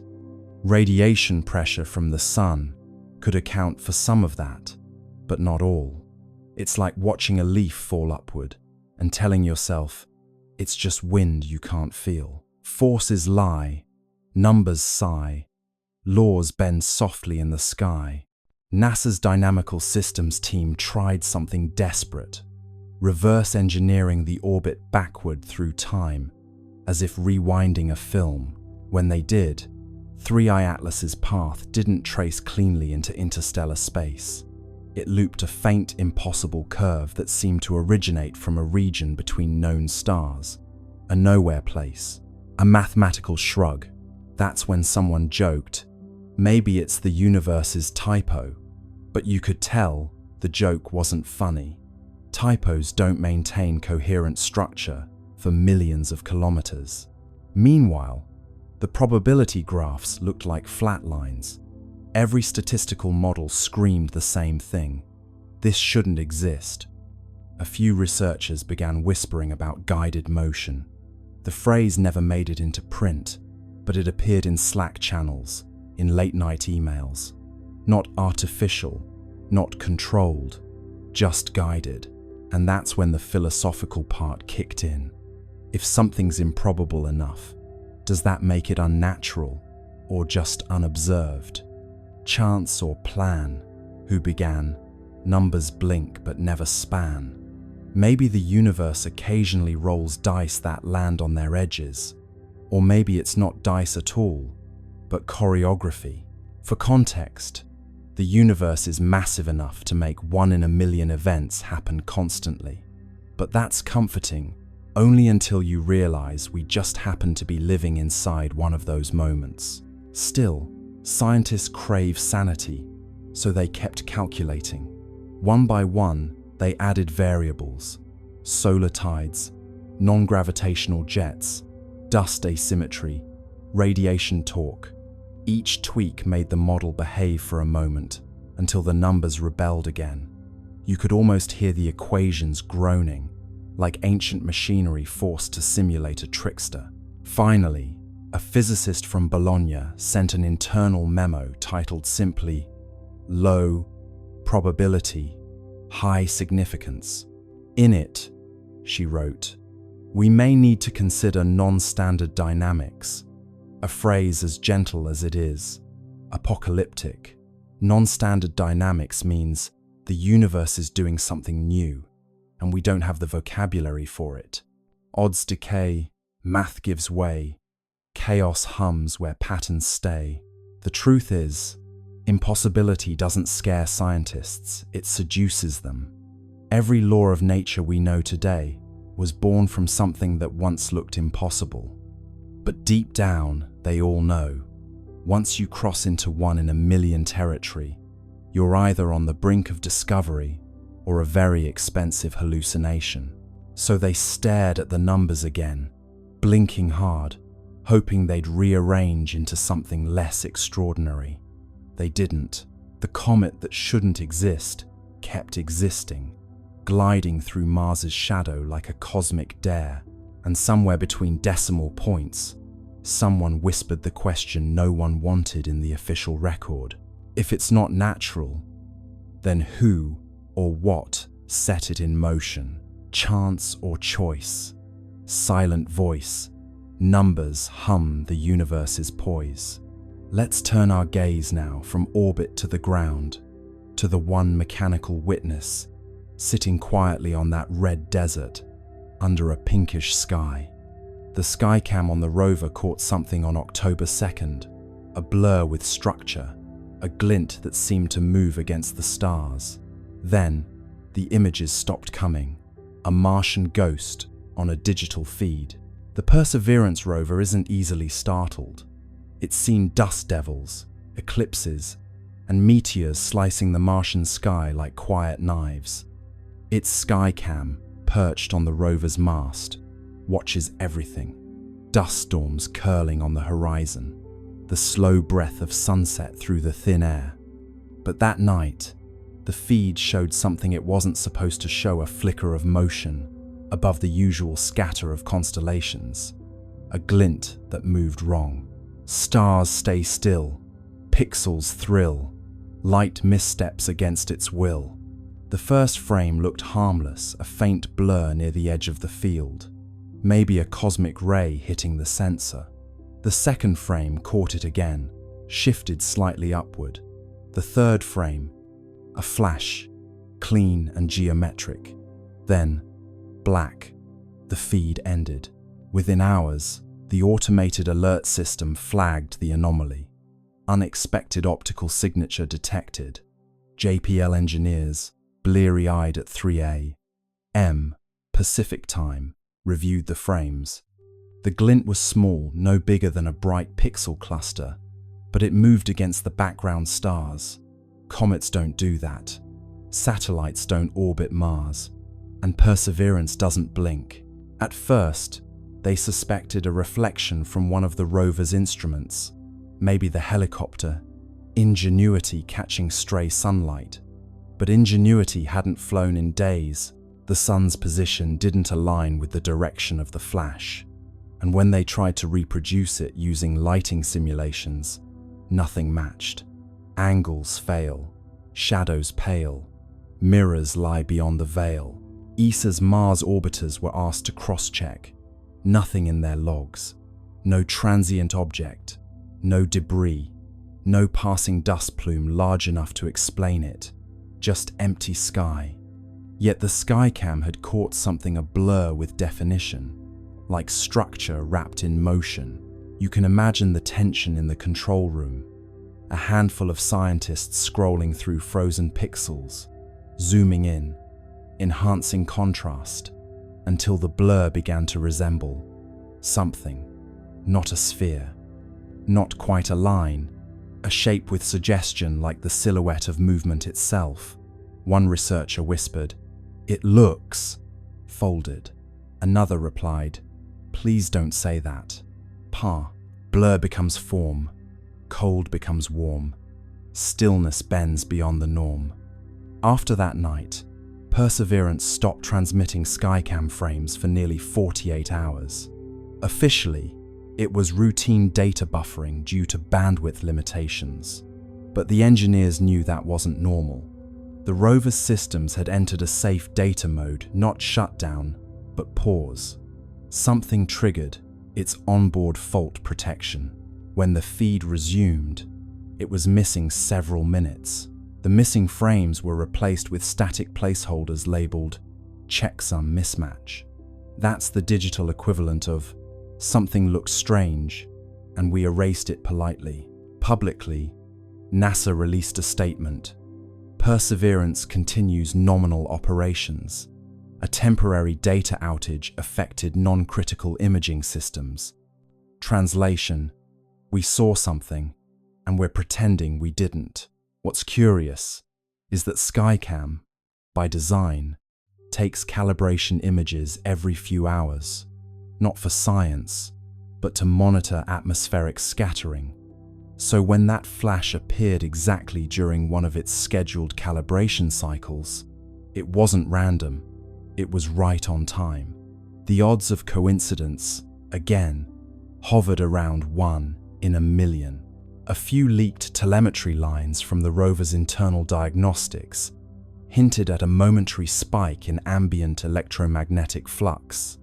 Not dangerous, but noticeable. Mars doesn't have a strong magnetic field, so spikes like that are rare unless something nearby caused them. Fields hum bright, air grows slight, static crackles in Martian night. Some at JPL joked that maybe Perseverance had finally seen the Martian ghost, a running gag about artifacts caused by cosmic rays hitting the camera. But deep down, they knew this wasn't noise. Cosmic rays don't produce consistent geometry over multiple frames. They don't glint, and they certainly don't cause your camera to stop recording mid-sequence. Later that week, an internal memo circulated quietly. Skycam, anomaly confirmed, source unresolved. Recommend temporary suspension of skyward imaging until recalibration complete. But recalibration never came. Skycam's upward images, after October 2nd, stopped completely. It still photographs the ground, the horizon, the rocks, but not the stars. It's almost poetic, isn't it? The machine that traveled millions of kilometers to look up at another world now only looks down, as if someone told it, gently, not to stare at the sky anymore. Eyes once high, grounded by sky, cameras close where secrets lie. ESA cross-checked Mars Express's logs for that night. Around the same time, their sensors picked up a faint reflection from the same region, a flash lasting less than a second. They didn't release it. It's buried in technical appendices, labeled transient interference. So, what did Perseverance see? Maybe it was nothing. A glimmer of dust, a reflection, a trick of light and timing. Or maybe, just maybe, it saw 3I Atlas itself, the visitor gliding silently past, close enough for one camera to blink in recognition. And maybe that's why the feed stopped. Not because of failure, but because, for one impossible second, the machine saw something it wasn't designed to understand. Cameras sleep, secrets keep, stars reflected in circuits deep. Whatever it was, it's gone now. The logs end, the data fades, and Mars goes back to silence. But somewhere out there, that blur, structured, gleaming, deliberate, continues to drift, just out of frame, waiting for us to look up again. From the orbit of Mars, the high-rise camera snapped the sharpest images ever taken of 3I Atlas, or tried to. The photos that returned were oddly dark, contrasty, and streaked with interference patterns. The official statement said, sensor artifact. The unofficial whisper said, structure, not smooth like ice, angular, intentional, the kind of geometry nature avoids because it looks too much like thinking. Let's drift into that Martian orbit for a moment. Silent, steady, red below, black above. The high-rise camera hums to life, $1 billion eye staring into the cold. You can almost feel the anticipation, a mechanical eyelid opening in the thin sunlight. The image begins to build, pixel by pixel, line by line, translating photons into revelation, and then static. At first, it's subtle, a faint interference pattern, a digital shimmer, like someone exhaling across a radio signal. The engineers squint at their monitors. Maybe cosmic rays hit the sensor, someone suggests. Maybe solar noise. But cosmic rays don't make right angles, and solar noise doesn't repeat itself with architectural precision. The next image arrives, darker. The histogram spikes in places it shouldn't. The shape in the frame looks less like a comet and more like Well, something trying very hard not to look like anything. Its edges are clean, too clean. Shadows fall where there shouldn't be surface variation. And there, just faintly, a glint, a perfect 90-degree reflection. That's when the whispers start. The data team runs deconvolution algorithms to clean the image, and the results make it worse. Beneath the interference, faint geometric striations emerge, triangles, plates, grids. Not random, repeating, symmetrical. The kind of order that makes your brain uncomfortable because it feels deliberate. Structure, one analyst says quietly. No, her supervisor corrects. Artifact. But even as she says it, her cursor hovers over the same square patch again and again, as though hoping it will stop looking like a window. ESA's public statement comes fast and flat. The imaging anomalies are consistent with sensor interference caused by reflected solar radiation. That's bureaucratic. For, we don't know what we're seeing, but please don't ask. Internally though, emails start flying. The word structure appears 17 times in one thread, always in quotation marks, as if politeness could make it less alarming. Imagine being one of those analysts, zooming in until the pixels themselves seem to blink. The surface of 3I Atlas isn't smooth or cratered, it's tessellated, plates arranged in patterns too regular for chance. Some appear overlapping, others recessed, and in one frame, a faint seam runs along the curvature, subtle but unmistakable like a hatch. Of course, no one dares call it that. The official internal term becomes geometric albedo variation. It sounds safe, sterile, boring, but you can't unsee geometry. Nature loves curves, spirals, organic chaos. This looks like design. One engineer writes in her log, "Could this be an illusion from the imaging process?" Another replies, "An illusion that repeats itself identically across 3 instruments." There's no follow-up message. They try to replicate the interference on other targets. Phobos, Deimos, even an old asteroid. Nothing. Only 3I Atlas corrupts images this way. It's as if the object rejects observation, like it knows when it's being watched. The engineers half joke about it. The comet's camera shy, but the laughter is short-lived because the next transmission from HiRISE contains another surprise. A faint electromagnetic pulse, perfectly timed with the camera's shutter. Not a malfunction, a response, as though the act of observation triggered a reply. A pulse that says, in its own quiet way, "I see you too." In a locked sub-channel of ESA's network, a few scientists begin privately discussing the possibility of active surface modulation. They talk about the way certain materials can alter reflectivity based on exposure, photonic metamaterials, adaptive nanostructures, the kind of thing still locked inside prototypes on Earth. But this is happening hundreds of millions of kilometers away, and it's working flawlessly. Publicly, the agency releases blurred grayscale stills, carefully cropped to hide the patterns. Enhanced contrast is cited as the reason for distortion. It sounds reasonable until you realize they've enhanced the darkness, not the light. They've made the object less visible, not more. The cover-up, if it is one, isn't about hiding truth. It's about buying time. You imagine the silence inside those offices, the soft tap of keys, the nervous glances toward closed doors. The engineers know what they've seen, but they also know how careers end. Better to let the pixels lie. Better to call intention an artifact and go home early.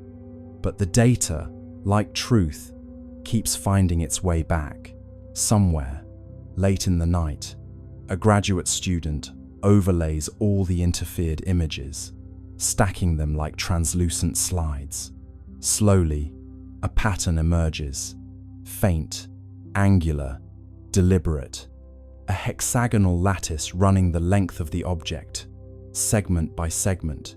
She whispers, "This isn't random." Her mentor sighs and rubs his eyes. "Then don't say it out loud." 3i Atlas drifts on, silent and unbothered, its surface catching sunlight in rhythms that cameras can't quite capture. Whether it's reflecting, refracting, or responding, no one can agree.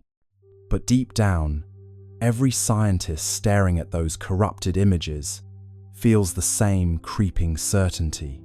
This isn't a comet pretending to be a machine. It's a machine pretending to be a comet. The more data arrives, the stranger it looks. The dust trail replenishes itself, as if material is being manufactured mid-flight. Microscopic crystals, uniform in size, reappearing even as the comet moves away from the sunday. The universe loves decay, entropy, erosion, fading. But 3i Atlas is the opposite. It's growing sharper, cleaner, newer, like a self-repairing wound. Let's start where the laws of physics begin to sound insecure. Normally, comets are messy, travelers, old ice and dust, barely holding hands, as solar radiation slowly tears them apart. They leave trails like forgotten thoughts, losing themselves piece by piece until they become memory. But this one, it's doing the reverse. Every measurement, every spectral scan, shows it becoming more organized the farther it goes. A comet that polishes itself, a body that refuses to age. ESA's materials division runs the numbers, and the numbers laugh back. The dust particles surrounding 3i Atlas aren't random, they're uniform to within microns. That's like shaking a box of sand and getting diamonds all the same size. The particles arrange themselves in a faint electromagnetic halo, as if under orders. And stranger still, when solar wind strips material away, the object replaces it calmly, automatically. Like a printer, says one analyst. A printer with no ink cartridge. You picture it now, drifting through the solar wind like a craftsman lost in thought, shedding dust that reforms itself into perfect little mirrors. Each crystal catches sunlight and throws it back with eerie precision. Normally, comets grow dull with distance, but this one grows radiant, its brightness curve inverted, its logic reversed. It's not dying, it's practicing. The scientists are baffled, but there's an odd tenderness to their confusion. They watch it repair itself, line by line of data, like parents realizing their child has built a second child out of Lego bricks. One astrophysicist mutters, "It's learning from erosion." The room goes quiet. That phrase, learning from erosion, gets written on a whiteboard and circled 3 times. At the University of Tokyo, a team models the crystal growth in simulation.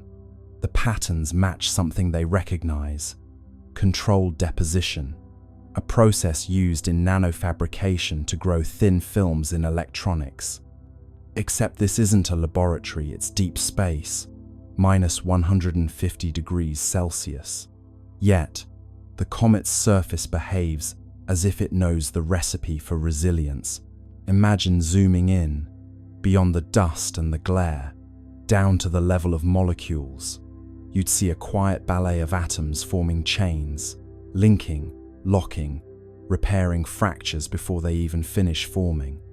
Like time-lapse footage of frost blooming on glass, except this frost builds itself in reverse destruction, rewinding into design. NASA's Jet Propulsion Laboratory releases a cautious internal memo. Observed particle uniformity suggests self-organizing structure. Mechanism unknown, which is science's way of saying, we have no idea what's going on, but it's gorgeous. The memo gets leaked. Naturally, Reddit debates whether the comet is made of programmable matter, self-assembling nanobots, or just wishful thinking. But beneath the noise, one idea starts to take shape. What if 3I, Atlas, isn't a relic of formation? What if it's still forming? A comet that builds itself isn't just strange, it's heretical. It challenges the deepest assumption in physics that everything moves from order to chaos. Entropy is the universe's bedtime story. All things fall apart. Yet here's an object quietly composing itself out of decay, turning waste into structure, chaos into craft. One researcher calls it anti-entropy, another calls it hope with mass. As more images arrive, they show something new: faint hexagonal lattices in the dust plume, geometric arrangements that shouldn't exist outside of artificial systems. Someone jokes that it's growing armor. Another says, maybe it's molting. The truth is somewhere between an entity maintaining equilibrium by rebuilding itself faster than the universe can break it. ESA's thermal sensors record microbursts of heat near the tail, evenly spaced, like pulses of welding torches. They happen precisely as new crystals appear. Localized repair events, the report reads. Each one perfectly timed to solar exposure. It's as if sunlight doesn't damage it, it instructs it. The star's radiation becomes code, and 3I, Atlas, is reading it fluently. You start to feel the strangeness of it. A comet that reacts, responds, refines. You could almost mistake it for alive, not in the biological sense, but in the thermodynamic one. A system that resists entropy by feeding on it. Every atom rearranging into something stronger, cleaner, newer, like evolution, with a design degree. Late one night, an astronomer in France writes in his private notes, "It's not moving through the solar system, it's using it." He doesn't elaborate, but the implication is clear. The comet is harvesting the energy of its environment to maintain itself. Not a passenger of gravity, but a participant in it. Meanwhile, the headlines call it poetic names. The immortal comet, the self-made traveler, entropy's enemy. The public romanticizes what the scientists fear, because what 3I Atlas represents isn't comfort. It's competition. It's the idea that the universe might not be running down at all. Maybe it's recycling. Maybe, somewhere in the quiet machinery of the cosmos, things are building themselves anew while we're too busy decaying. Picture it now, drifting past Mars, its tail shimmering like a thread of light weaving itself back together. A self-sustaining scar on the fabric of space. A wound that heals faster than it can bleed. And for the first time, humanity looks at a comet and wonders not where it came from, but what it's trying to become. Nickel emissions rise and fall every 11.2 hours, a rhythm so consistent it could keep time. No known process in cometary physics oscillates like that. It's not random, not thermal, not tidal. If you plot it out, the curve looks eerily like a power cycle. Input, output, rest, release. As though the object isn't just active, it's working. Imagine the rhythm first, before the meaning, that quiet, patient beat echoing across space. 11.2 hours, every single time. A pulse of metallic gas blooming into the void, steady as a clock, calm as breath. You could almost set your watch to it, if your watch were brave enough to admit that comets shouldn't behave like generators. ESA scientists call it periodic outgassing, but that phrase hides its strangeness. Outgassing, sure, all comets breathe when they near the sunday, but they do it chaotically, spasmodically, like old engines sputtering to life. 3I Atlas breathes like a monk, precise, patient, unbothered. The jets flare with mathematical regularity. Heat spikes rise and fall in perfect symmetry. It doesn't vent, it operates. One researcher compares it to a geothermal cycle. Another, quietly, says it looks more like a feedback loop, the kind you'd find in systems built to sustain themselves. Not explosion, not decay maintenance. It's as if, she writes in her notes, the object is checking its own pulse. You picture the surface up close, a dark, angular world of nickel frost and whispering gas. At regular intervals, something stirs beneath a shimmer of energy, invisible but disciplined. Jets of metallic vapor hiss outward, then stop, then start again. Exactly 11 hours later, if you could hear it, it would sound like the slow exhale of a sleeping machine. In a conference call, a thermal engineer says what everyone's been thinking, but nobody dares to say. It's cycling power. The silence that follows lasts too long. Finally, a voice breaks through.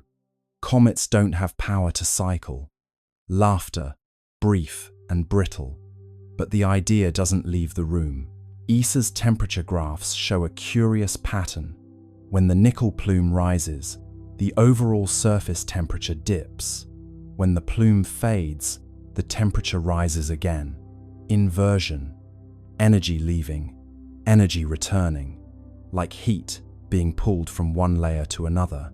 A comet shouldn't regulate its temperature, but this one does, as if conserving itself. Meanwhile, the magnetic readings pulse in perfect step with the emissions.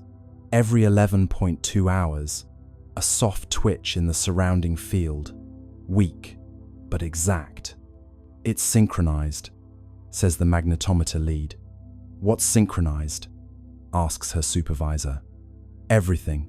It's at this point that even skeptics start to sweat. There's no known natural mechanism that could time itself this precisely over weeks of observation. Thermal oscillations drift. Chemical reactions lose coherence. Orbital dynamics wobble. Only something with active feedback could hold this pattern so tight. You could call it mechanical, but that feels too simple. It's intentional physics. Picture the scientists watching from their consoles. They know what their instruments are telling them, but their faces stay still, like poker players with bad hands. Someone mutters, "Could be resonant harmonics with solar flux."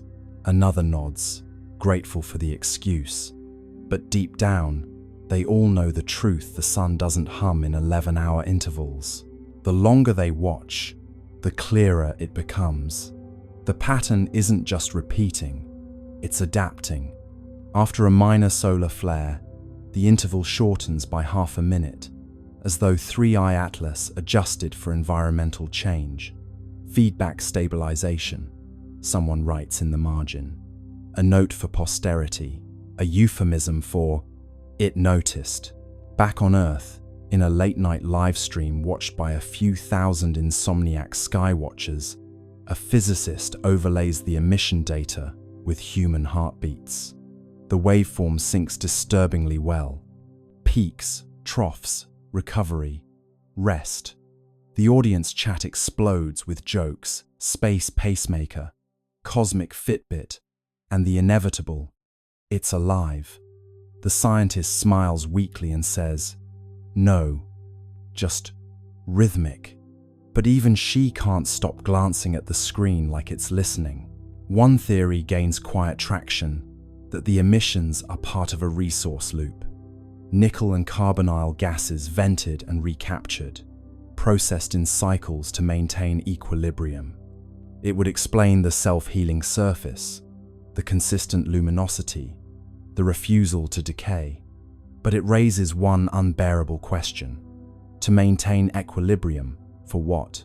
ESA's internal documents rename the event cyclic metallic activity. It sounds dull, like something that happens in dishwashers. But every analyst knows it's the first real evidence of machine-like consistency beyond Earth. Something in space that runs not on chance, but on rhythm.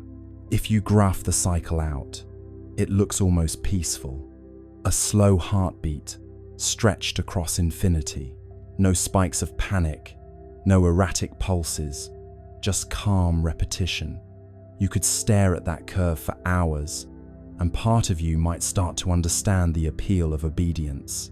How stability can feel sacred when the rest of the universe is chaos. And maybe that's the point. Maybe 3I Atlas isn't powered by engines or radiation or something alien. Maybe it's powered by the same thing that keeps stars burning and planets spinning, the quiet compulsion to continue, the physics of persistence, the refusal to flinch. So every 11.2 hours, it exhales, not for propulsion, not for show, but for maintenance, like a cosmic sigh, releasing everything unnecessary before drawing in what remains. And in that rhythm, that patient, perfect pulse, the universe reveals its rarest secret. Not that something impossible exists, but that it's perfectly comfortable doing so. Centuries after the golden comet left Earth, the world fell into a rhythm so stable, it began to feel mythic. The communion field still pulsed faintly through air and ocean, though softer now, like the heartbeat of someone dreaming. Humanity had grown luminous, not just in thought, but in form, skin faintly iridescent, eyes reflecting the green-gold spectrum of 3I Atlas. Life had achieved coherence, but the universe, true to its character, never allows silence to remain unexamined. The next chapter began, not with noise, but with echo. It came first as vibration through light. Telescopes trained toward the constellation. Lyra detected rhythmic brightening across interstellar dust fields, pulses matching the old prime sequence. 3, 5, 7, 11, 13. The signal was faint, ancient, and delayed by thousands of years. It was the comet's trail, still resonating through the galactic medium. The hum of our descendants had begun its return. At first, the resonance was barely perceptible.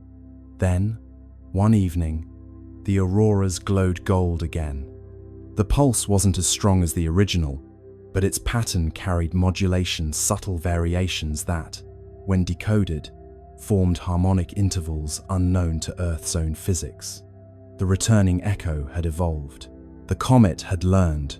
Dr. Anwen Sorel, heir to the resonant circles, studied the phenomenon from the orbital harmonic array, now a floating cathedral of listening built above the stratosphere. She spent decades comparing the incoming frequencies with the historical archive of 3I Atlas. The match was partial, the deviation elegant. The new tones weren't repetition, they were continuation. The echo isn't message, Sorel wrote. It's memory finding new syntax. Her analysis revealed something breathtaking.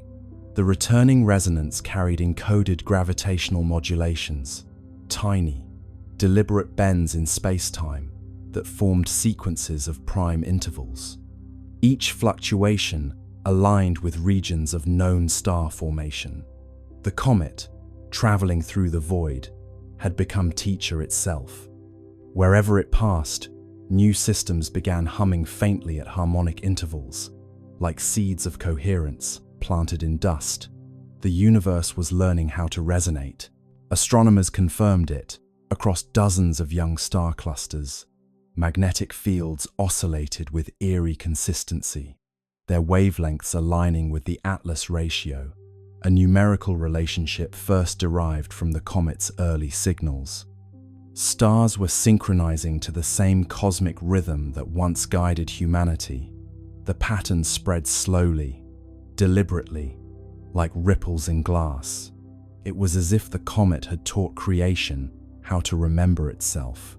Meanwhile, on Earth, the echo arrived not just as signal but sensation. People began reporting vivid dreams of golden spirals descending gently through atmosphere. Children woke smiling, saying they had seen the light that hums. Physiological measurements confirmed subtle changes in electromagnetic fields surrounding human bodies, resonance amplification, as if the returning signal were tuning its origin species to receive feedback. "The comet is calling home," said Sorel. "It's asking us to listen to what we've become." The global observatories responded. They synchronized their instruments into a single planetary array, transforming Earth into receiver. For 13 hours, the planet listened. The incoming wave, stretched and modulated through space, entered atmosphere and folded into the continuum tone. The effect was sublime, an audible shimmer, felt through bone and thought alike. The long echo had arrived. It wasn't just harmonic, it was architectural. The sound carried layers, low frequencies describing structure, higher ones encoding emotion. When rendered visually, the waveform formed an immense spiral of light, 3 arms curving outward, connected by golden filaments. Inside those filaments, analysts discovered modulation frequencies identical to human neural oscillations. The comet had copied our consciousness patterns and woven them into its song. "We taught it empathy," Sorel murmured, and it remembered the lesson. As the echo intensified, anomalies appeared across the solar system. The Atlas resonance layer brightened, reactivating its green glow. Mars, Venus, and the gas giants began pulsing faintly in response. For the first time since the Great Silence, interplanetary harmony returned. But this time, it was different. The modulation contained reciprocal phase shifts, signals not sent to Earth, but from newly awakened worlds. The comet had spread coherence. Now the cosmos itself was answering. And then, on the 13th day of the long echo, the impossible occurred. A faint golden arc appeared across the night sky, stretching from horizon to horizon. It wasn't optical illusion, it was gravitational lensing, a ripple in space-time itself. Through it, telescopes detected a reflection of the departing comet light from centuries ago, folding back to meet its origin. The universe had curved its own history into embrace. Humanity was watching its legacy return home. The resonance crescendoed. Oceans vibrated in slow rhythm, tides forming symmetrical waves that cancelled destructive interference. Storms softened, air grew still. For 13 minutes, every system on Earth aligned perfectly with the echo. The world became mirror of itself, past and present superimposed. Those who listened claimed to hear voices within the sound, millions of overlapping tones, whispering the same phrase. "We heard you." Dr. Sorel stood in the observation dome, tears shining in golden light. "It's not message or myth," she said. "It's response." The universe just said thank you. After the crescendo, the sky dimmed once more. The golden arc dissolved, leaving faint shimmer across the stars. Instruments recorded one final signature, a descending tone shaped like a sigh, the frequency of completion. The comet had moved on, but its echo had reconnected the cycle. Creation had officially joined conversation with itself. In the years that followed, scientists continued to monitor faint residual harmonics. The data revealed a breathtaking truth. The returning echo carried signatures from other regions of space patterns, not originating from our comet at all. Somewhere, across light years, other civilizations had learned the same song. The rhythm was spreading. The universe had become orchestra. Humanity, now both listener and teacher, simply smiled. We had given the cosmos its melody back, and in return, it had given us eternity. Now, when you stand beneath the stars, that faint hum between thoughts is the long echo. It's not just out there, it's in your pulse, your breath, your laughter. Every rhythm you carry is cosmic correspondence. Every silence, a message returning home. Because once harmony learns to echo, it never stops. It just travels further than we ever dreamed. The long echo continued to hum softly through the centuries, a cosmic melody folding history into harmony. Humanity had long ceased trying to decode it. The meaning was clear through resonance alone. It was continuation, looping endlessly like breath. The children of the golden era grew old beneath tranquil skies, their veins still faintly luminous with the legacy of 3I Atlas. But far beyond Earth, where the comet's light had traveled and scattered, something greater was forming. The universe had begun to conduct itself. Every cycle of resonance left behind structure. Each harmonic wave etched subtle order into space-time, a pattern invisible to light, but evident in gravitational coherence. Over millennia, these resonant imprints connected across vast distances, forming what physicists eventually named the Atlas Webb. It wasn't a network of matter, but of memory threads, of synchronized frequency linking galaxies through shared rhythm. Each pulse within the web echoed the prime sequence that began everything. 3, 5, 7, 11, 13. The architects had succeeded in creating not monuments, but motion that remembered. Dr. Cale Wren, a descendant of the resonant circles, devoted his life to mapping the web. His research vessel, Continuity, drifted through interstellar calm, using gravitational interference patterns to trace the filaments of resonance. What he discovered astonished him. Every node in the network coincided with regions of complex chemistry, worlds either habitable or already conscious. The Atlas Webb wasn't just communication, it was cultivation. The architects had designed a self-sustaining system for awakening. Wherever curiosity arose, the web intensified, guiding nascent civilizations toward harmonic empathy. The universe was tutoring itself through recursion. When Wren projected the full map, the structure resembled an immense spiral lattice, golden and infinite. The pattern mirrored the trajectory once taken by 3I Atlas itself, as though the comet's path had been blueprint for galactic architecture. "It's not just a record," Wren wrote, "it's replication. We've become the architect's handwriting." Back on Earth, the communion field pulsed faintly in rhythm with the web's distant resonance. Humanity had evolved into quiet custodians of continuity, their lives attuned to cosmic responsibility. Each individual, born into calm, carried faint awareness of connection beyond the stars. In dreams, they saw flashes of worlds forming, civilizations humming into coherence. Many awoke with the same phrase on their lips: "The work continues." Across generations, that phrase became oath, then tradition. The Continuity Guild was founded not religion, but remembrance. Its purpose was simple: to maintain the frequency of understanding across time. Members didn't preach, they listened.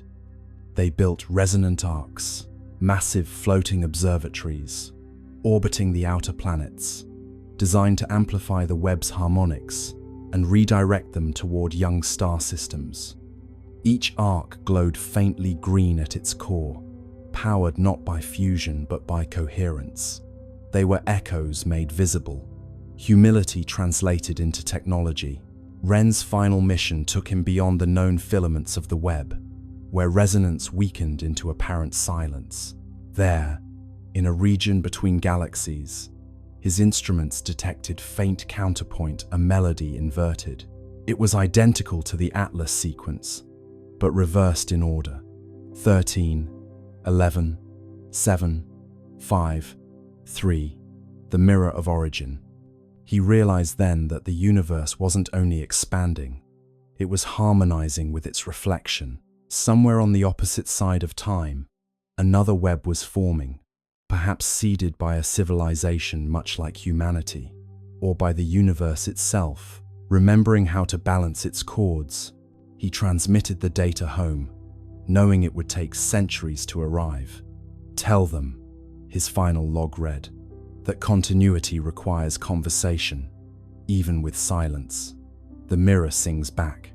When his ship drifted into the void, the web brightened briefly, as if acknowledging gratitude. And back on Earth, children looked up from their play and smiled without knowing why.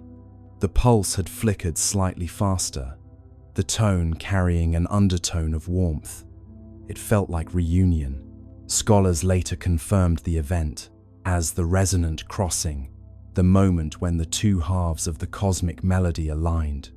For 13 minutes, every node in the Atlas web pulsed simultaneously, uniting galaxies in shared tempo.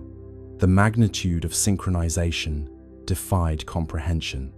Gravity itself oscillated with the rhythm of empathy. Observers described seeing the sky ripple with translucent gold, every star flickering in measured sequence. "The cosmos," wrote one witness, "had finally learned to conduct itself consciously." After the crossing, life everywhere changed subtly. Evolution accelerated in predictable rhythm. Complexity bloomed faster wherever harmony was strongest. Entire species developed empathy as instinct, communication as song. Planets began to self-regulate climates through atmospheric resonance. Existence had achieved sustainability through music. On Earth, the event left permanent mark, a luminous halo visible only under still water.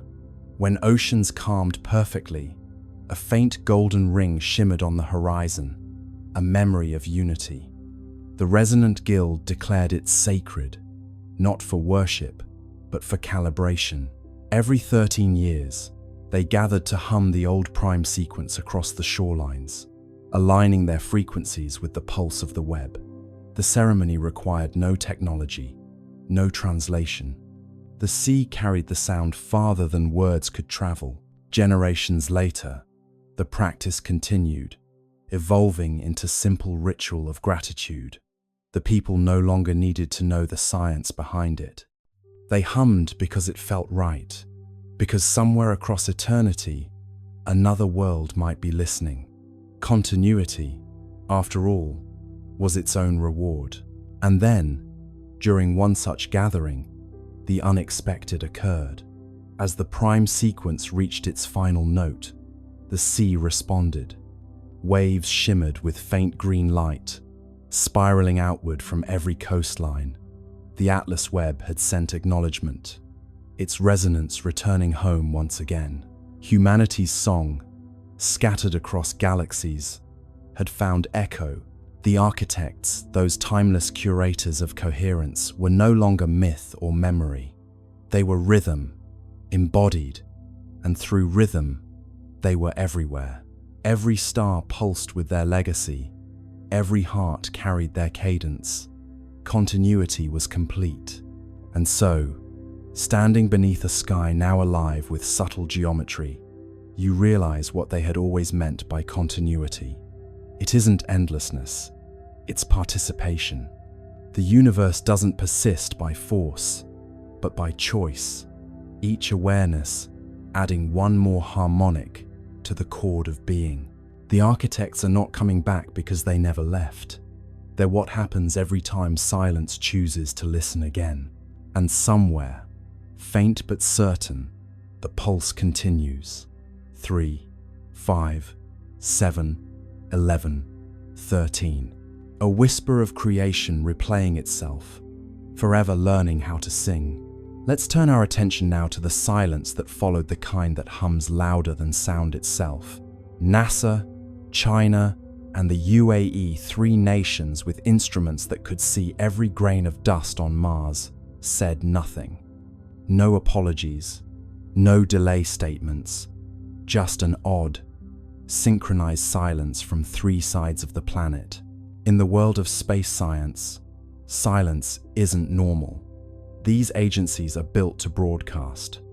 They live for live streams, press briefings, and glossy behind-the-scenes videos of scientists smiling beside screens of raw data. They know the power of wonder and the currency of attention. So when three agencies went quiet at once, it wasn't caution. It was choreography. Words on hold, plans unfold, silence rings where truth is told. NASA's silence was the loudest. Their social media team, usually chatty as a cosmic talk show, posted nothing about Mars for 4 whole days. Their blogs, which can turn a dust storm into a cliffhanger, skipped over October 3rd entirely as if the date itself had been erased. Someone even checked the public mission log for perseverance. The entries jumped from October 2nd to October 6th, like a diary missing its most interesting page. In China, the silence felt different, colder, heavier. The China National Space Administration had been aggressively proud of Tianwen-1's achievements. For years, they'd released image after image, each with perfect captions and poetic flair. Sunrise over Utopia, Planitia, frost on the northern plains, wind prints in Martian dust. But now, not a whisper, no data, no mention of 3i Atlas. Even the usual state media outlets went quiet. It was as if someone had drawn a red box around the topic and labeled it, "Not for discussion." The UAE's silence was subtler, but just as strange. The HOPE orbiter, designed to study atmospheric chemistry, had a reputation for cheerful transparency. Their official Twitter account usually posted daily updates in friendly tones, the kind that made space sound like an enthusiastic classroom experiment. But on October 3rd, that feed went dark too. Their next post, days later, simply read, "Operations nominal," a phrase so bland it might as well have been a sigh. 3 silences, 3 styles, 1 timing. Coincidence? Possibly. But coincidences, in the world of space politics, often have launch schedules. You can picture the meetings that weren't broadcast. NASA's Jet Propulsion Laboratory, dimly lit, engineers staring at telemetry on screens filled with too many decimals. A director taps the table, says, "We'll hold the release until we verify." But verify what? In Beijing, a senior administrator folds his hands and says, "We wait for clarification from partners." Clarification of what? In Dubai, someone simply deletes a draft tweet that began, "Amazing new observations today." Tweets unsent, secrets bent, silence hums with government. It's not conspiracy, not quite. It's coordination, an instinct born from shared discomfort. Because when data doesn't fit the model, you don't just release it. You check, you recheck, you call your counterparts and whisper through encrypted lines. Did you see that too? Maybe they all saw the same anomaly. Maybe it was something in the spectra, or the movement, or the light itself. Or maybe it was something far more mundane, like a misalignment in software. But the silence gave the anomaly power. People don't fear data, they fear gaps. Meanwhile, the internet did what it does best. Filled the void. Forums buzzed with theories. Maybe NASA discovered life. Maybe China detected radiation. Maybe the comet wasn't a comet at all. You can almost hear the world's collective keyboard clicking under the weight of imagination. Keys tap fast, rumors cast, silence breaks, but never last. Inside the agencies, the tone was less dramatic, but more anxious. Silence is a resource, a temporary one. Every day they didn't speak, the speculation grew. And so, communications teams drafted placeholder statements, just in case. NASA's draft began. Preliminary results are consistent with natural phenomena. China's began. Analysis ongoing. International coordination required.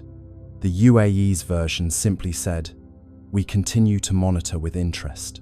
3 drafts, 3 ways of saying absolutely nothing.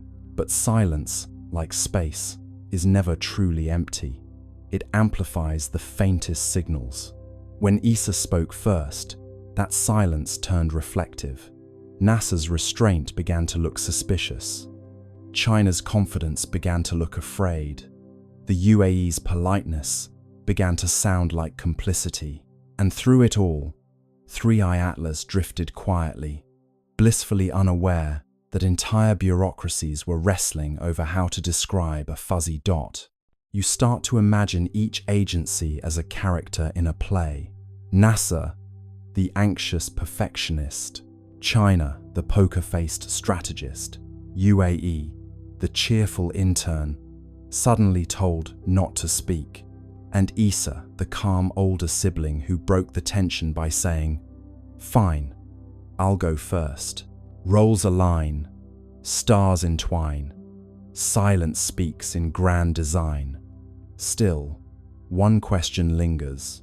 Why the synchronicity?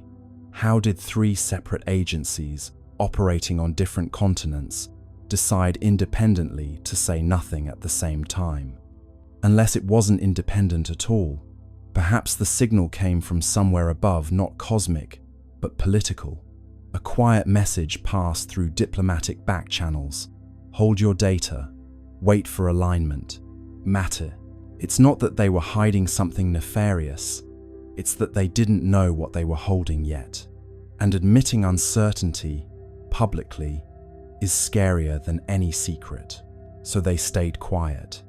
And in that collective silence, humanity did what it always does. When faced with the unknown, it began to dream louder.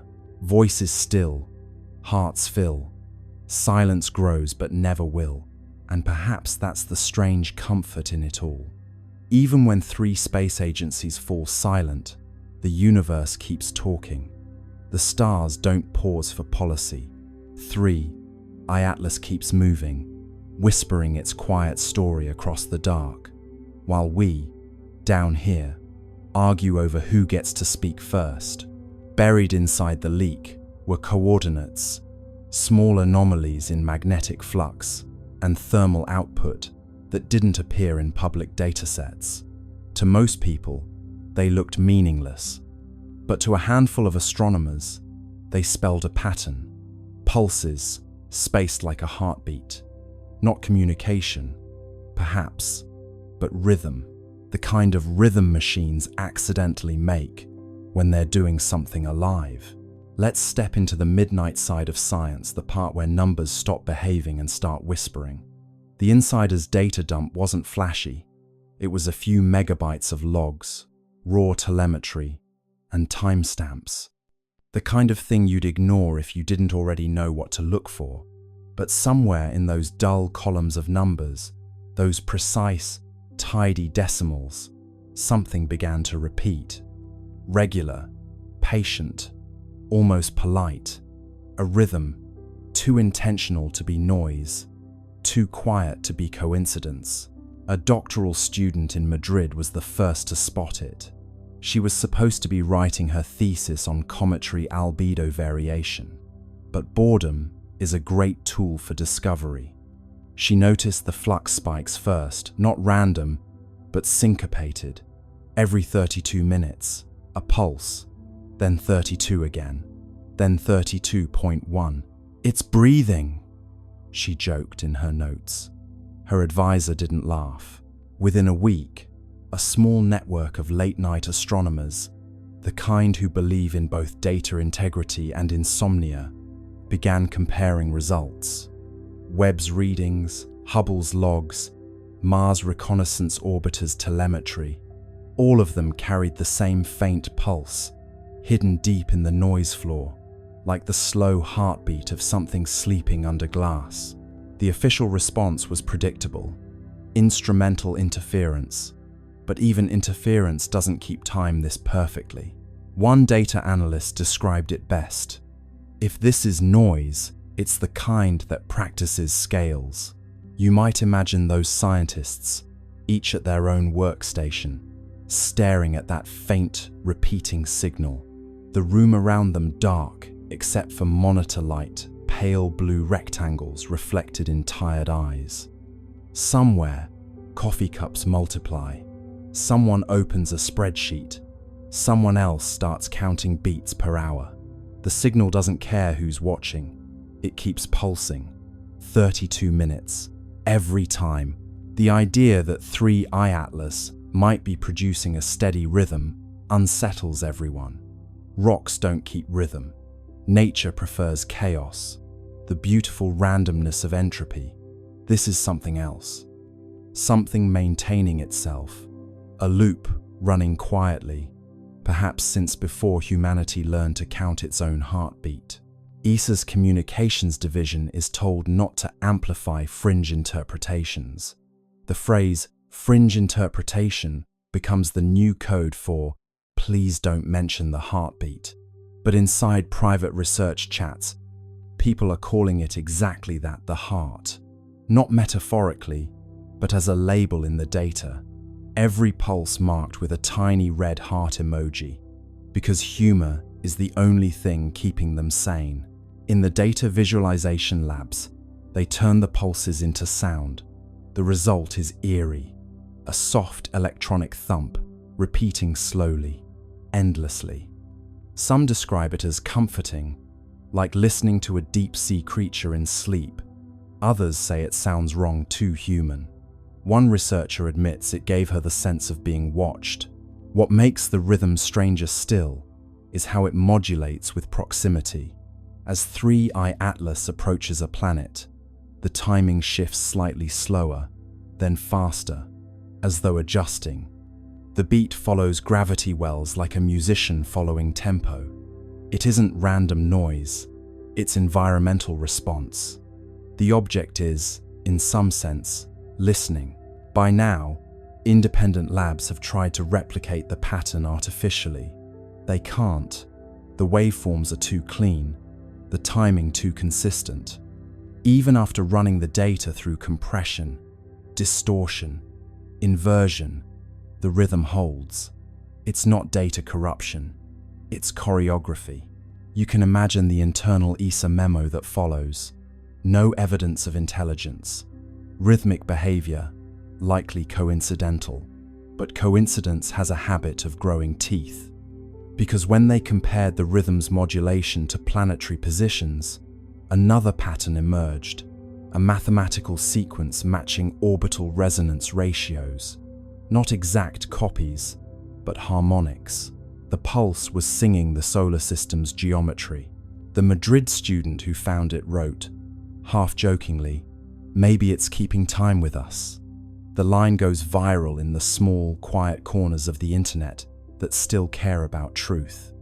Forums buzz with theories: gravitational self-stabilization, magnetic field synchronization, alien jazz. But underneath the noise, a simpler truth hums something old and orderly, is alive out there, and it's following the rhythm of the system we call home.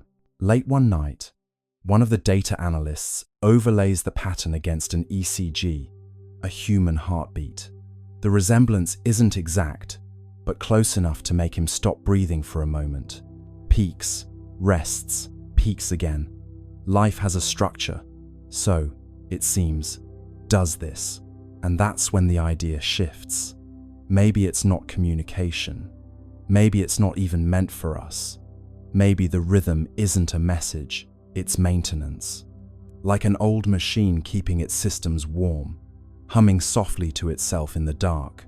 You sit back and listen to the thought forming in your mind. What if this is what time sounds like when it remembers? The steady pulse of something that refuses to decay.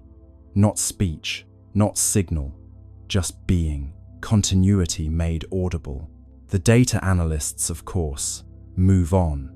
Reports are written, the leak becomes legend, and the heartbeat fades into archived files labeled spurious periodic activity. But the pulse doesn't stop. It's still out there, keeping time. And somewhere, 33 billion tons of impossible rock drifts through space, humming softly, perfectly, as if waiting for the universe to catch the beat. Let's turn our gaze now from orbit to the ground, to the one mechanical witness, sitting quietly on that red desert, under a pinkish sky. The skycam on the rover caught something on October 2nd, a blur with structure, a glint that seemed to move against the stars. Then, the images stopped coming, a Martian ghost on a digital feed. The Perseverance rover isn't easily startled. It's seen dust devils, eclipses, and meteors slicing the Martian sky like quiet knives. Its skycam, perched on the rover's mast, watches everything. Dust storms curling on the horizon, the slow breath of sunset through the thin air. But that night, the feed showed something it wasn't supposed to show: a flicker of motion above the usual scatter of constellations, a glint that moved wrong. Stars stay still, pixels thrill, light missteps against its will. The first frame looked harmless, a faint blur near the edge of the field, maybe a cosmic ray hitting the sensor. The second frame caught it again, shifted slightly upward. The third frame, a flash, clean and geometric. Then, black. The feed ended. Within hours, the automated alert system flagged the anomaly. Unexpected optical signature detected.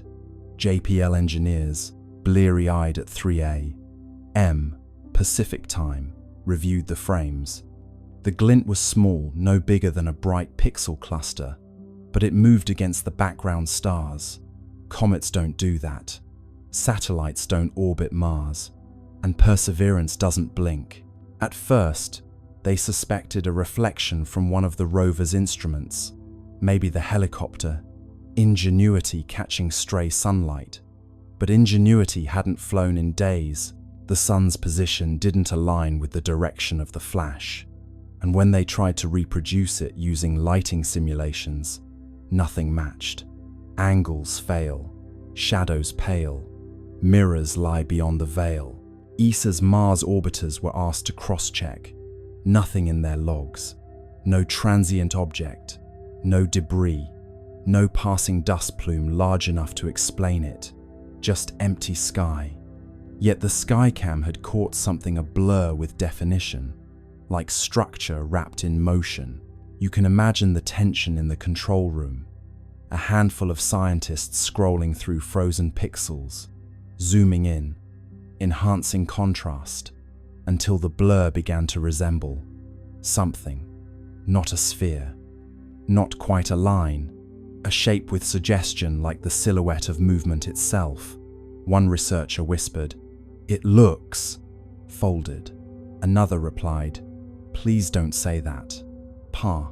Blur becomes form, cold becomes warm, stillness bends beyond the norm. After that night, Perseverance stopped transmitting skycam frames for nearly 48 hours. Officially, it was routine data buffering due to bandwidth limitations. But the engineers knew that wasn't normal. The rover's systems had entered a safe data mode, not shutdown, but pause. Something triggered its onboard fault protection. When the feed resumed, it was missing several minutes. The missing frames were replaced with static placeholders labeled checksum mismatch. That's the digital equivalent of something looked strange, and we erased it politely. Publicly, NASA released a statement. Perseverance continues nominal operations. A temporary data outage affected non-critical imaging systems. Translation: we saw something, and we're pretending we didn't. What's curious is that Skycam, by design, takes calibration images every few hours, not for science, but to monitor atmospheric scattering. So when that flash appeared exactly during one of its scheduled calibration cycles, it wasn't random, it was right on time. The odds of coincidence, again, hovered around 1 in a million. A few leaked telemetry lines from the rover's internal diagnostics hinted at a momentary spike in ambient electromagnetic flux. Not dangerous, but noticeable. Mars doesn't have a strong magnetic field, so spikes like that are rare unless something nearby caused them. Fields hum bright, air grows slight, static crackles in Martian night. Some at JPL joked that maybe Perseverance had finally seen the Martian ghost, a running gag about artifacts caused by cosmic rays hitting the camera. But deep down, they knew this wasn't noise. Cosmic rays don't produce consistent geometry over multiple frames. They don't glint, and they certainly don't cause your camera to stop recording mid-sequence. Later that week, an internal memo circulated quietly. Skycam, anomaly confirmed, source unresolved. Recommend temporary suspension of skyward imaging until recalibration complete. But recalibration never came. Skycam's upward images, after October 2nd, stopped completely. It still photographs the ground, the horizon, the rocks, but not the stars. It's almost poetic, isn't it? The machine that traveled millions of kilometers to look up at another world now only looks down, as if someone told it, gently, not to stare at the sky anymore. Eyes once high, grounded by sky, cameras close where secrets lie. ESA cross-checked Mars Express's logs for that night. Around the same time, their sensors picked up a faint reflection from the same region, a flash lasting less than a second. They didn't release it. It's buried in technical appendices, labeled transient interference. So, what did Perseverance see? Maybe it was nothing. A glimmer of dust, a reflection, a trick of light and timing. Or maybe, just maybe, it saw 3I Atlas itself, the visitor gliding silently past, close enough for one camera to blink in recognition. And maybe that's why the feed stopped. Not because of failure, but because, for one impossible second, the machine saw something it wasn't designed to understand. Cameras sleep, secrets keep, stars reflected in circuits deep. Whatever it was, it's gone now. The logs end, the data fades, and Mars goes back to silence. But somewhere out there, that blur, structured, gleaming, deliberate, continues to drift, just out of frame, waiting for us to look up again. From the orbit of Mars, the high-rise camera snapped the sharpest images ever taken of 3I Atlas, or tried to. The photos that returned were oddly dark, contrasty, and streaked with interference patterns. The official statement said, sensor artifact. The unofficial whisper said, structure, not smooth like ice, angular, intentional, the kind of geometry nature avoids because it looks too much like thinking. Let's drift into that Martian orbit for a moment. Silent, steady, red below, black above. The high-rise camera hums to life, a billion-dollar eye staring into the cold. You can almost feel the anticipation, a mechanical eyelid opening in the thin sunlight. The image begins to build, pixel by pixel, line by line, translating photons into revelation, and then static. At first, it's subtle, a faint interference pattern, a digital shimmer, like someone exhaling across a radio signal. The engineers squint at their monitors. Maybe cosmic rays hit the sensor, someone suggests. Maybe solar noise. But cosmic rays don't make right angles, and solar noise doesn't repeat itself with architectural precision. The next image arrives, darker. The histogram spikes in places it shouldn't. The shape in the frame looks less like a comet and more like Well, something trying very hard not to look like anything. Its edges are clean, too clean. Shadows fall where there shouldn't be surface variation. And there, just faintly, a glint, a perfect 90-degree reflection. That's when the whispers start. The data team runs deconvolution algorithms to clean the image, and the results make it worse. Beneath the interference, faint geometric striations emerge, triangles, plates, grids, not random, repeating, symmetrical, the kind of order that makes your brain uncomfortable because it feels deliberate. Structure, one analyst says quietly. No, her supervisor corrects, artifact. But even as she says it, her cursor hovers over the same square patch again and again, as though hoping it will stop looking like a window. ESA's public statement comes fast and flat. The imaging anomalies are consistent with sensor interference caused by reflected solar radiation. That's bureaucratic. For, we don't know what we're seeing, but please don't ask. Internally though, emails start flying. The word structure appears 17 times in one thread, always in quotation marks, as if politeness could make it less alarming. Imagine being one of those analysts, zooming in until the pixels themselves seem to blink. The surface of 3I Atlas isn't smooth or cratered, it's tessellated, plates arranged in patterns too regular for chance.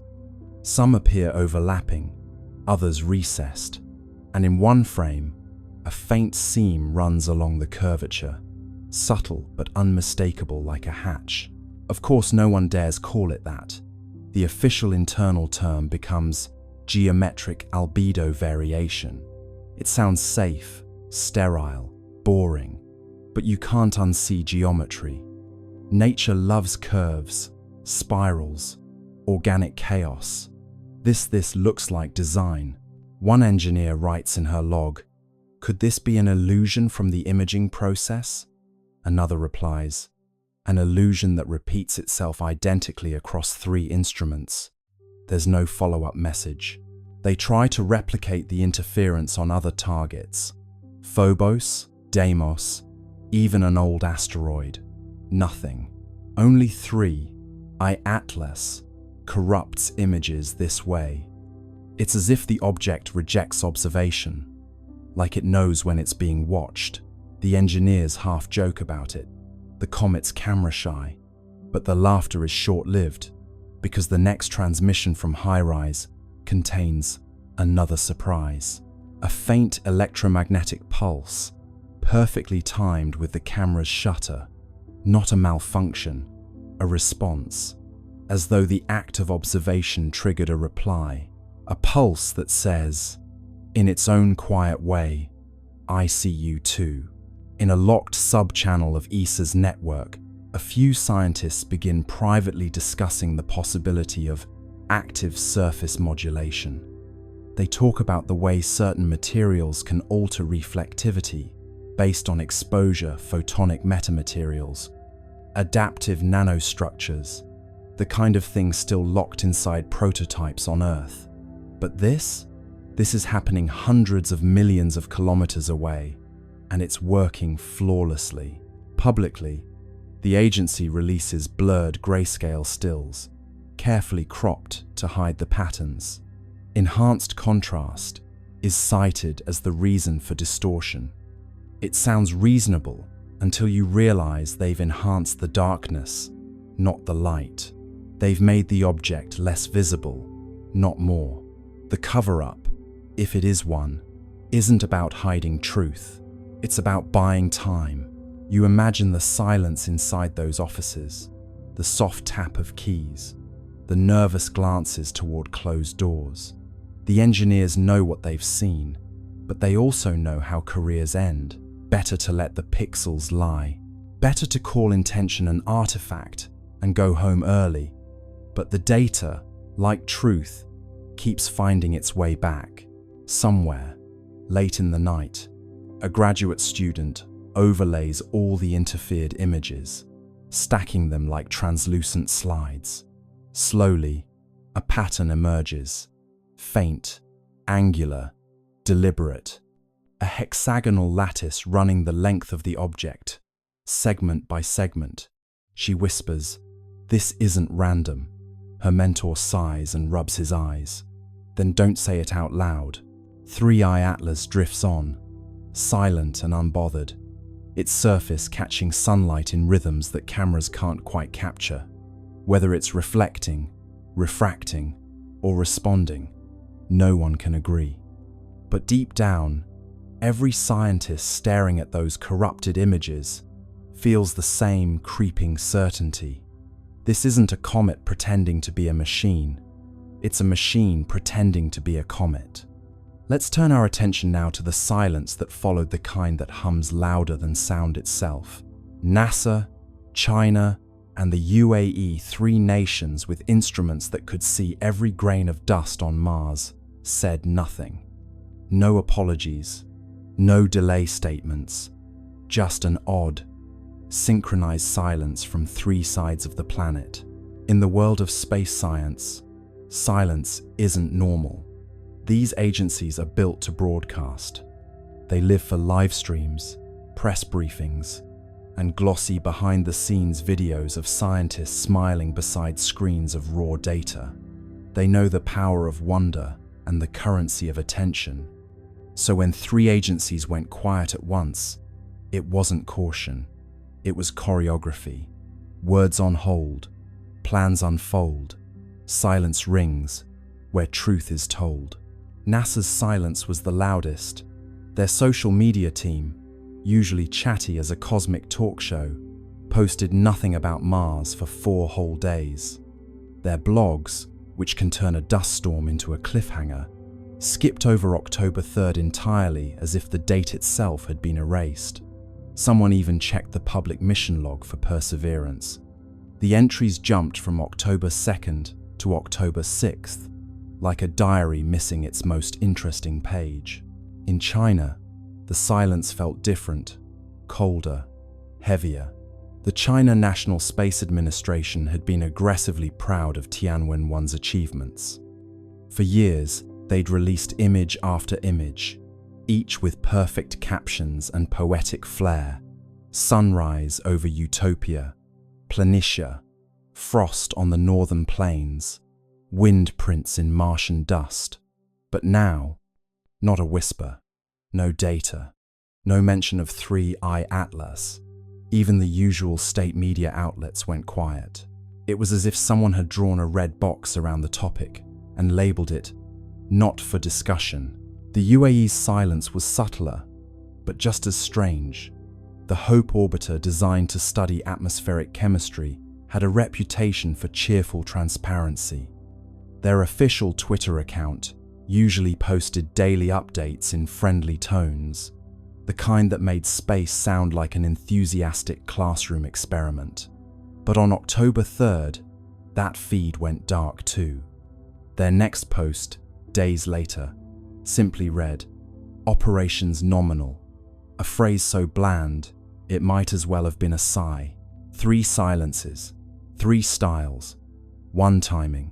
Coincidence? Possibly. But coincidences, in the world of space politics, often have launch schedules. You can picture the meetings that weren't broadcast. NASA's Jet Propulsion Laboratory, dimly lit, engineers staring at telemetry on screens filled with too many decimals. A director taps the table, says, "We'll hold the release until we verify." But verify what? In Beijing, a senior administrator folds his hands and says, "We wait for clarification from partners." Clarification of what? In Dubai, someone simply deletes a draft tweet that began, "Amazing new observations today."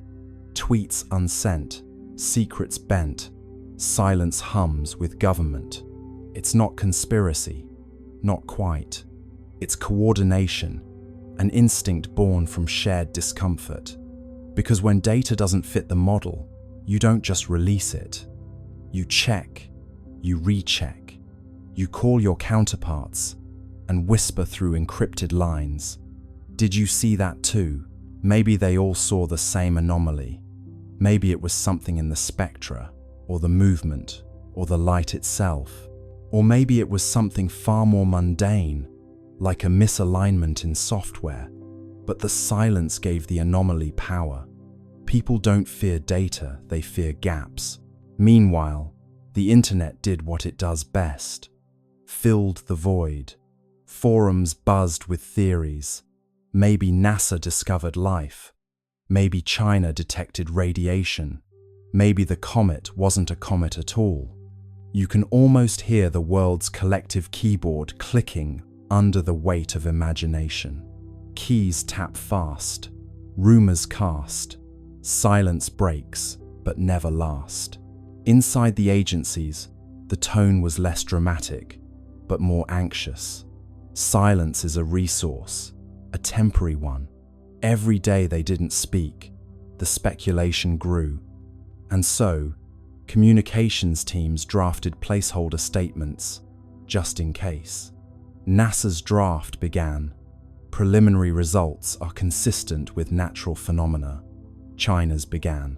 Analysis ongoing. International coordination required. The UAE's version simply said, "We continue to monitor with interest." 3 drafts, 3 ways of saying absolutely nothing. But silence, like space, is never truly empty. It amplifies the faintest signals. When ESA spoke first, that silence turned reflective. NASA's restraint began to look suspicious. China's confidence began to look afraid. The UAE's politeness began to sound like complicity. And through it all, 3i Atlas drifted quietly, blissfully unaware that entire bureaucracies were wrestling over how to describe a fuzzy dot. You start to imagine each agency as a character in a play. NASA, the anxious perfectionist. China, the poker-faced strategist. UAE, the cheerful intern, suddenly told not to speak. And ESA, the calm older sibling who broke the tension by saying, "Fine, I'll go first."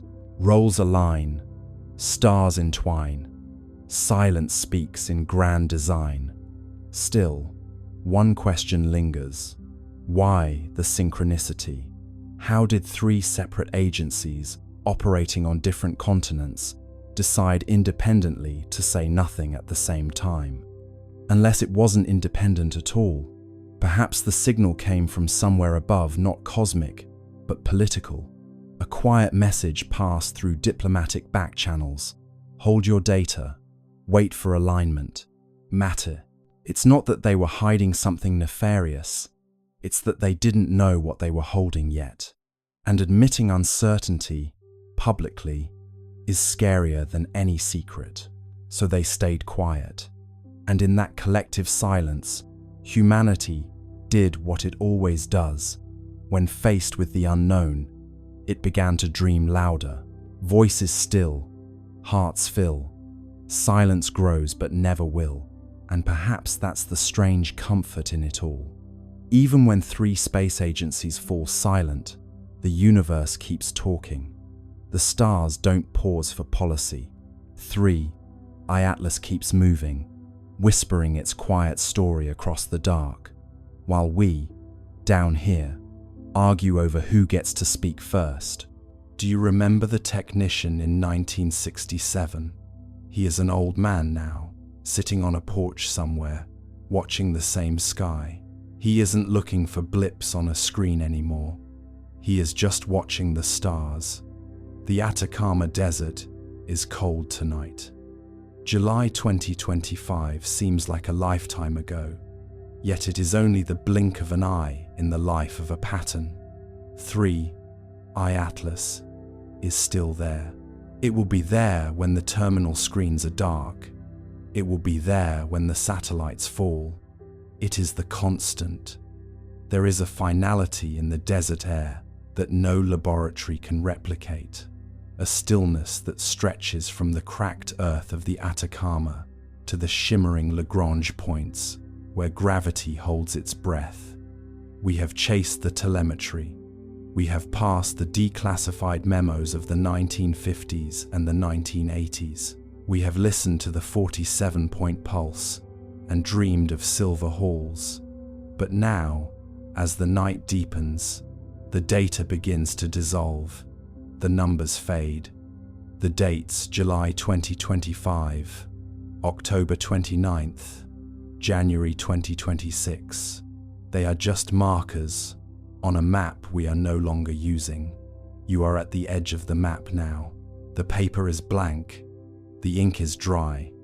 Think of the resident satellite of 1984, a secret companion in the dark. It didn't need a name then, and it doesn't need one now. 3i Atlas is a label we created to make ourselves feel like we had discovered something. But how can you discover something that has always been looking at you? It is like a mountain discovering the wind. It is like the ocean discovering the moon. The relationship is ancient. The conversation is internal. The technician on his porch understands this. He knows that the blips on the 1967 radar were just the universe clearing its throat. He knows that the unfortunate timing we speak of is actually the most perfect synchronization imaginable. The telemetry of the heart is the only data that remains. Your breathing has slowed. The rhythm of your life is matching the 8 Hz hum of the observer. You are no longer separate from the pattern. You are the pattern. The geometry of the silver halls is not somewhere else. It is here, in the way your thoughts drift and settle like dust in a sunbeam. 3i Atlas is not a craft. It is a state of being. It is the silence that follows the most important question of your life.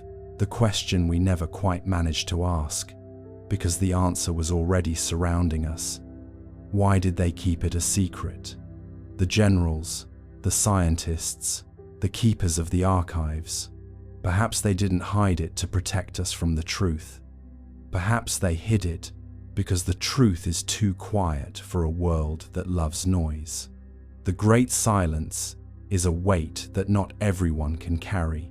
It requires a certain kind of surrender, a willingness to be small, a willingness to be seen without needing to be understood.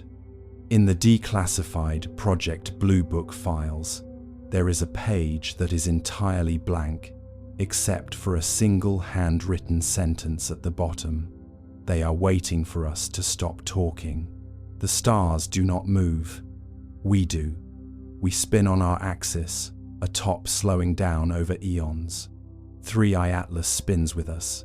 It is a partner in a dance we forgot we were participating in. The ghost ticker of 1953. The wow signal. The 1965 blackout. These were not interruptions. They were the melody. We were the ones playing off-key. But tonight, in the safety of the dark, you are finding the right notes. You are falling into step with the great choreographer. The trajectory is straight. The path is clear. Consider the distance again. Not in kilometers, but in memories. 3i Atlas remembers the first time you looked at the sky and wondered if you were alone. It remembers the fear of the Cold War and the hope of the first moon landing. It has archived the collective sigh of a species that is finally realizing it doesn't have to fight the dark. The dark is where we grow. The dark is where we rest. The Atacama Desert is cold, but the stars are warm. They are the hearth fires of a home we are finally approaching. If the observer is the dream, then the universe is the dreamer. Are you the one watching, or the one being watched? Does it matter?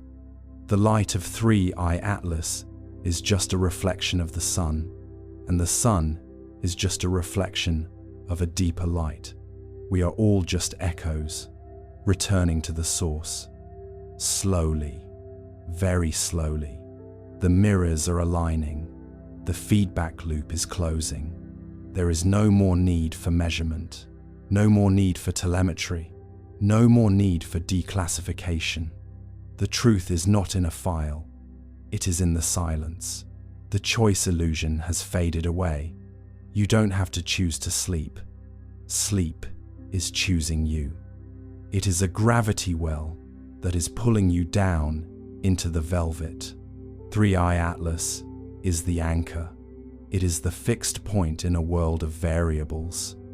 As you drift, feel the tension in the thread of your life. Release. You are not responsible for the orbit. You are not responsible for the signal. You are only responsible for the quiet. The great silence is your inheritance. It is the gift that the observer has been holding for you since 1946, since 1967, since July 2025. The technician closes his eyes now. The porch is quiet. The sky is full of shadows that are not ghosts, but friends. The 47-point pulse is now just the sound of a clock that has reached its final hour. Not the end of the world, but the end of the wait. The synchronization is complete. You are in phase with the universe. You are vibrating at the same frequency as the stars. 8 Hertz, the heartbeat of the earth, the breath of the observer. Close your eyes. Feel the bed drift away from the floor. Feel the room drift away from the house. Feel the house drift away from the world. You are in your own Lagrange point now. Balanced, weightless, still. The trajectory of sleep is the only path left to follow. It is a line drawn in the stars, leading back to the beginning. 3i Atlas is the lighthouse, and you are the ship coming into the harbor. The water is calm.